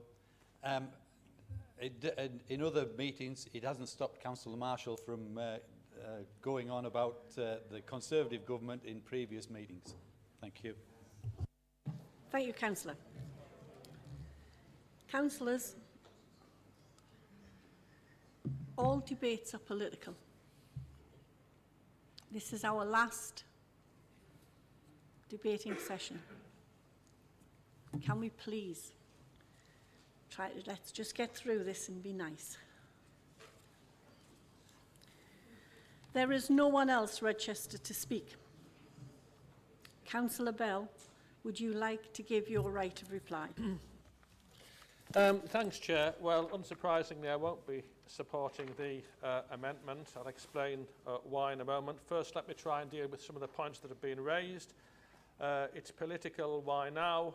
Well, why now? I think it's the duty, surely, of a councillor to react to things that are happening, and the government keeps doing stuff, like withdrawing the SFI scheme last week without notice. This is not a motion that could have been brought any time. The government has been doing stuff since the last budget. bad stuff to farmers and continues to do so. The amendment is factually incorrect. The sustainable farming incentive has been said to continue at some point in the future, but it hasn't said when. It has certainly been stopped for now. And above all, I can't support the amendment because it seems to be asking farmers to pick up the tab for Labour's spending priorities, and then it's sort of saying we're going to take all the money off them, but we're going to look at ways to help them. I'm reminded of Churchill's famous quote that we were being offered every possible assistance short of actual help. And it seems to me that's kind of where we are with this. Labour manifesto, what's in it, what's isn't it? I think the moral for all of us, and particularly the public, is to read very carefully Labour's manifesto in the future, possibly get your solicitor to look through it as well, because it's clear that it's very good at conveying impressions which are then not stuck to. Letters to the group leaders, Councillor Wood not intending to intimidate or bludgeon anybody into signing a letter, quite capable of writing a leader, as is Councillor Hopgood ourselves, without help from other people. However, we do recognise that we have a Labour government in power now, and I would welcome support from the Labour group and all groups to show that it is the whole council that speaks in support of the council's farmers and not just some political proportions of it. So with that, Chair, I will be opposing the amendment. I do urge members to vote for the original motion. Thank you, Chair. Councillor. I will hand over to the head of legal, hand over to the Director of Legal and Democratic Services. Thank you. Thank you, Chair. So once again, we are voting on the amendment to this motion. It's 1 in favour of the amendment, 2 against, 3 to abstain. Pressing the correct button will correct any incorrect vote, and if you could wait for the buzzer to indicate that the vote is open. Thank you.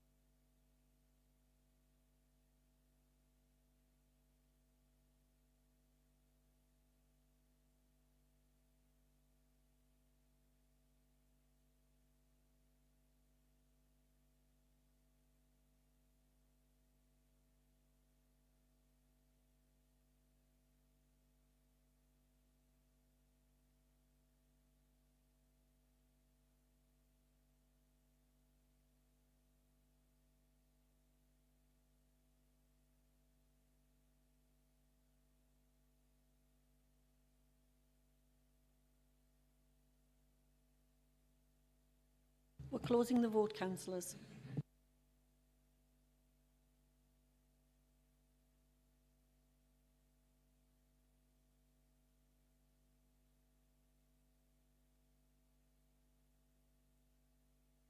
The amendment to Councillor Bell's motion, for 39, against 56, abstentions 0. The amendment falls. We are going back to the substantive motion.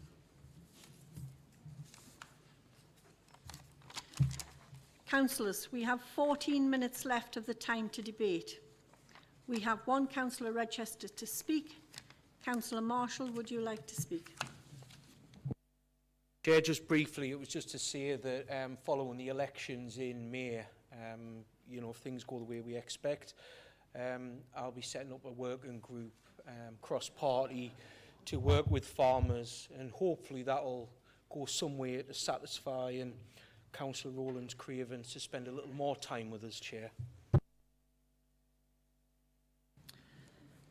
I invite Councillor Shuttleworth. Thanks, Chair. I've got farmers in my ward who have had farms for 5 and 6 generations. Those farms have been passed down over the years.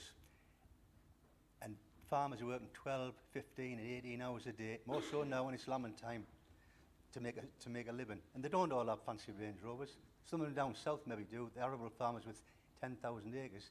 Up here they don't. And we all need farmers, we need food, and food security is one of the main things apparently in the Labour government.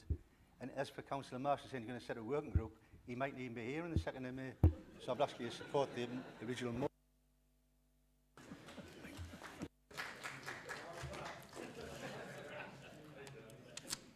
Can I invite Councillor Bell to close the debate?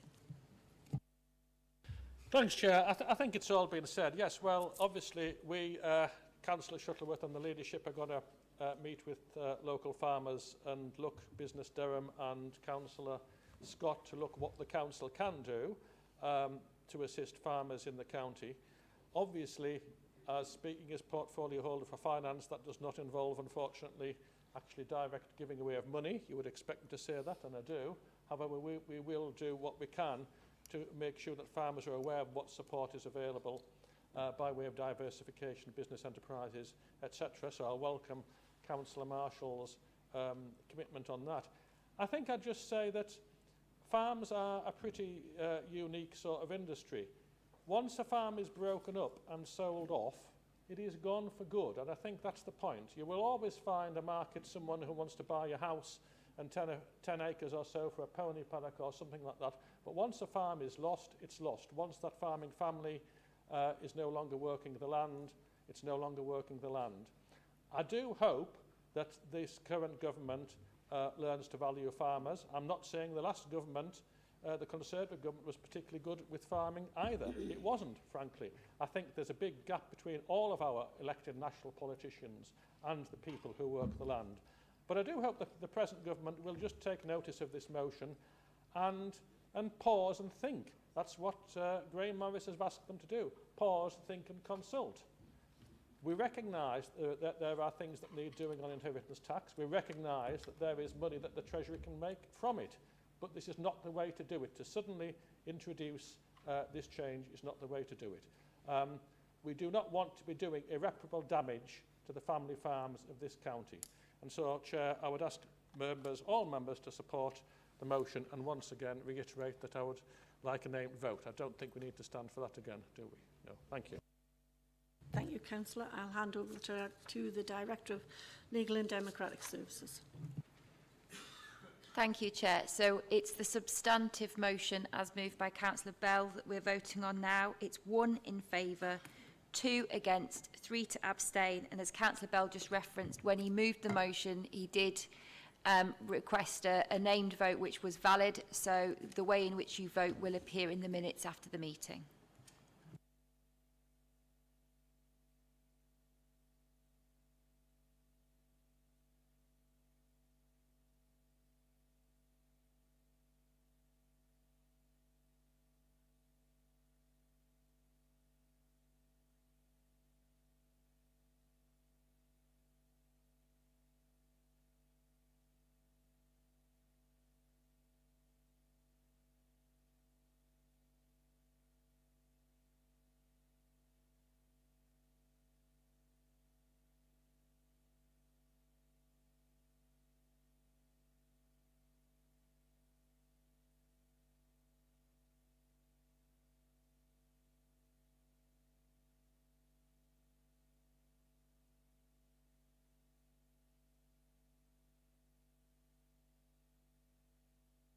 Councillors, we're closing the vote.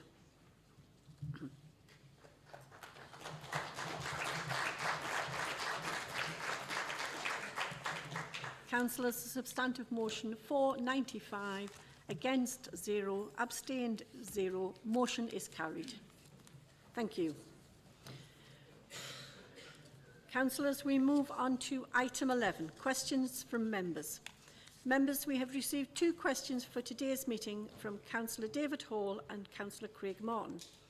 Each question will be displayed on the screen. Can I first invite Councillor Hall to ask his question, please? Sorry, me again. This is just, I've been very grateful for responses from the leader and the relevant portfolio holder on this question. With May elections coming up and me standing down, and with residents in my area who are regular visitors to the Durham city area asking this question, I figured it was a good time to ask it. So would appreciate a formal on-the-record response as to the current status of this site, please. Thank you. Thank you, Councillor. Can I invite Councillor Scott, Cabinet Portfolio Holder for Economy and Partnerships, to respond to the question, please? Thanks, Chair. Yes, I'll just be brief because I do believe the question has already been answered, but not in this chamber. I thank Councillor Hall for his question, and I'm sure he is aware, I know he's aware, that the old Durham Bath site is owned by Durham University and not Durham County Council, and it's for the university to determine the future of this site. I am aware that the university are considering the future of the site as part of their wider estates strategy. The public open space which is adjacent to the former Bath site is owned by the council, and the delivery of an outdoor gym and recreation area is proposed for the area, funded through Section 106 monies. Dates for a public consultation on the plans will be set out in due course.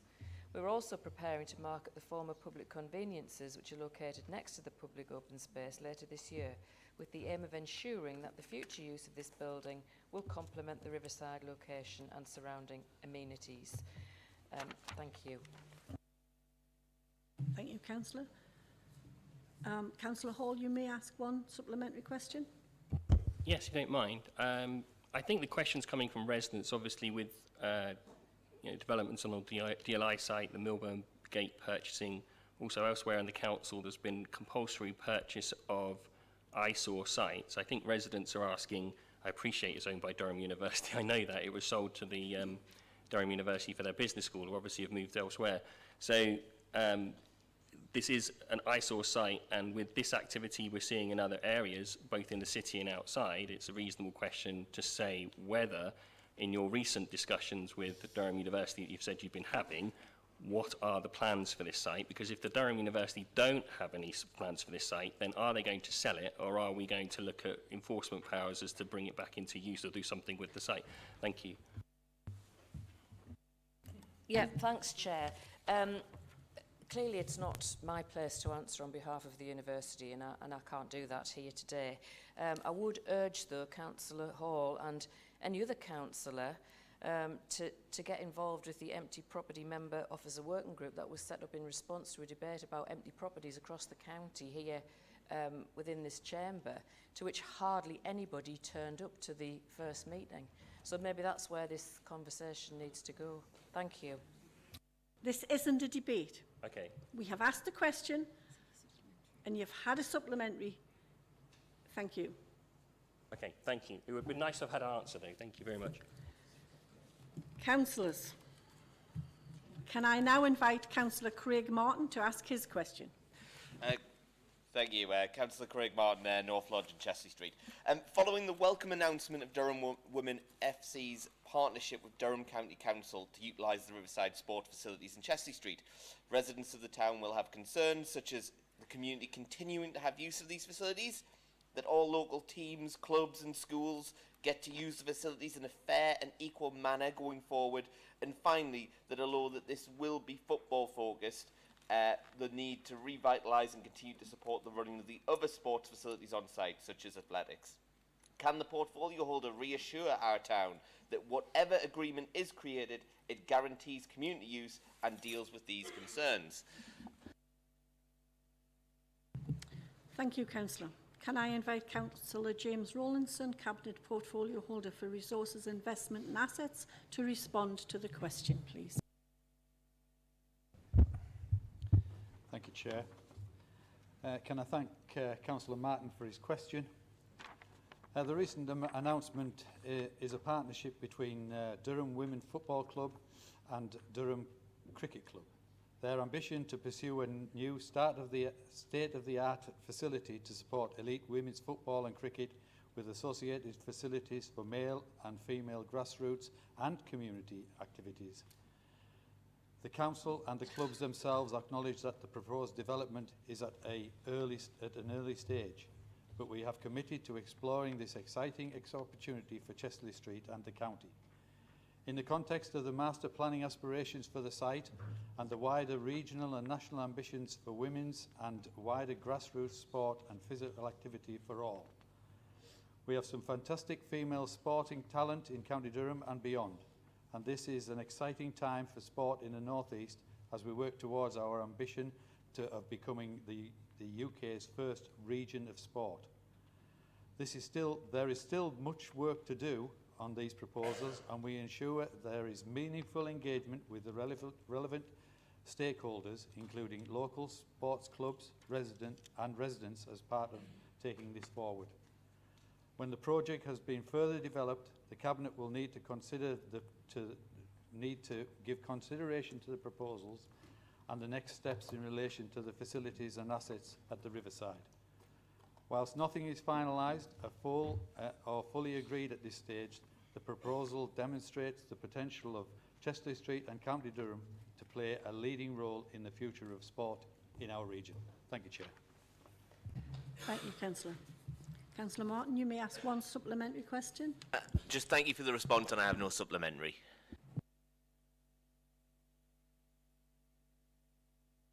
That concludes today's business for the Council meeting. I would like to thank everyone for taking part and to those members of the public and media who have watched this meeting.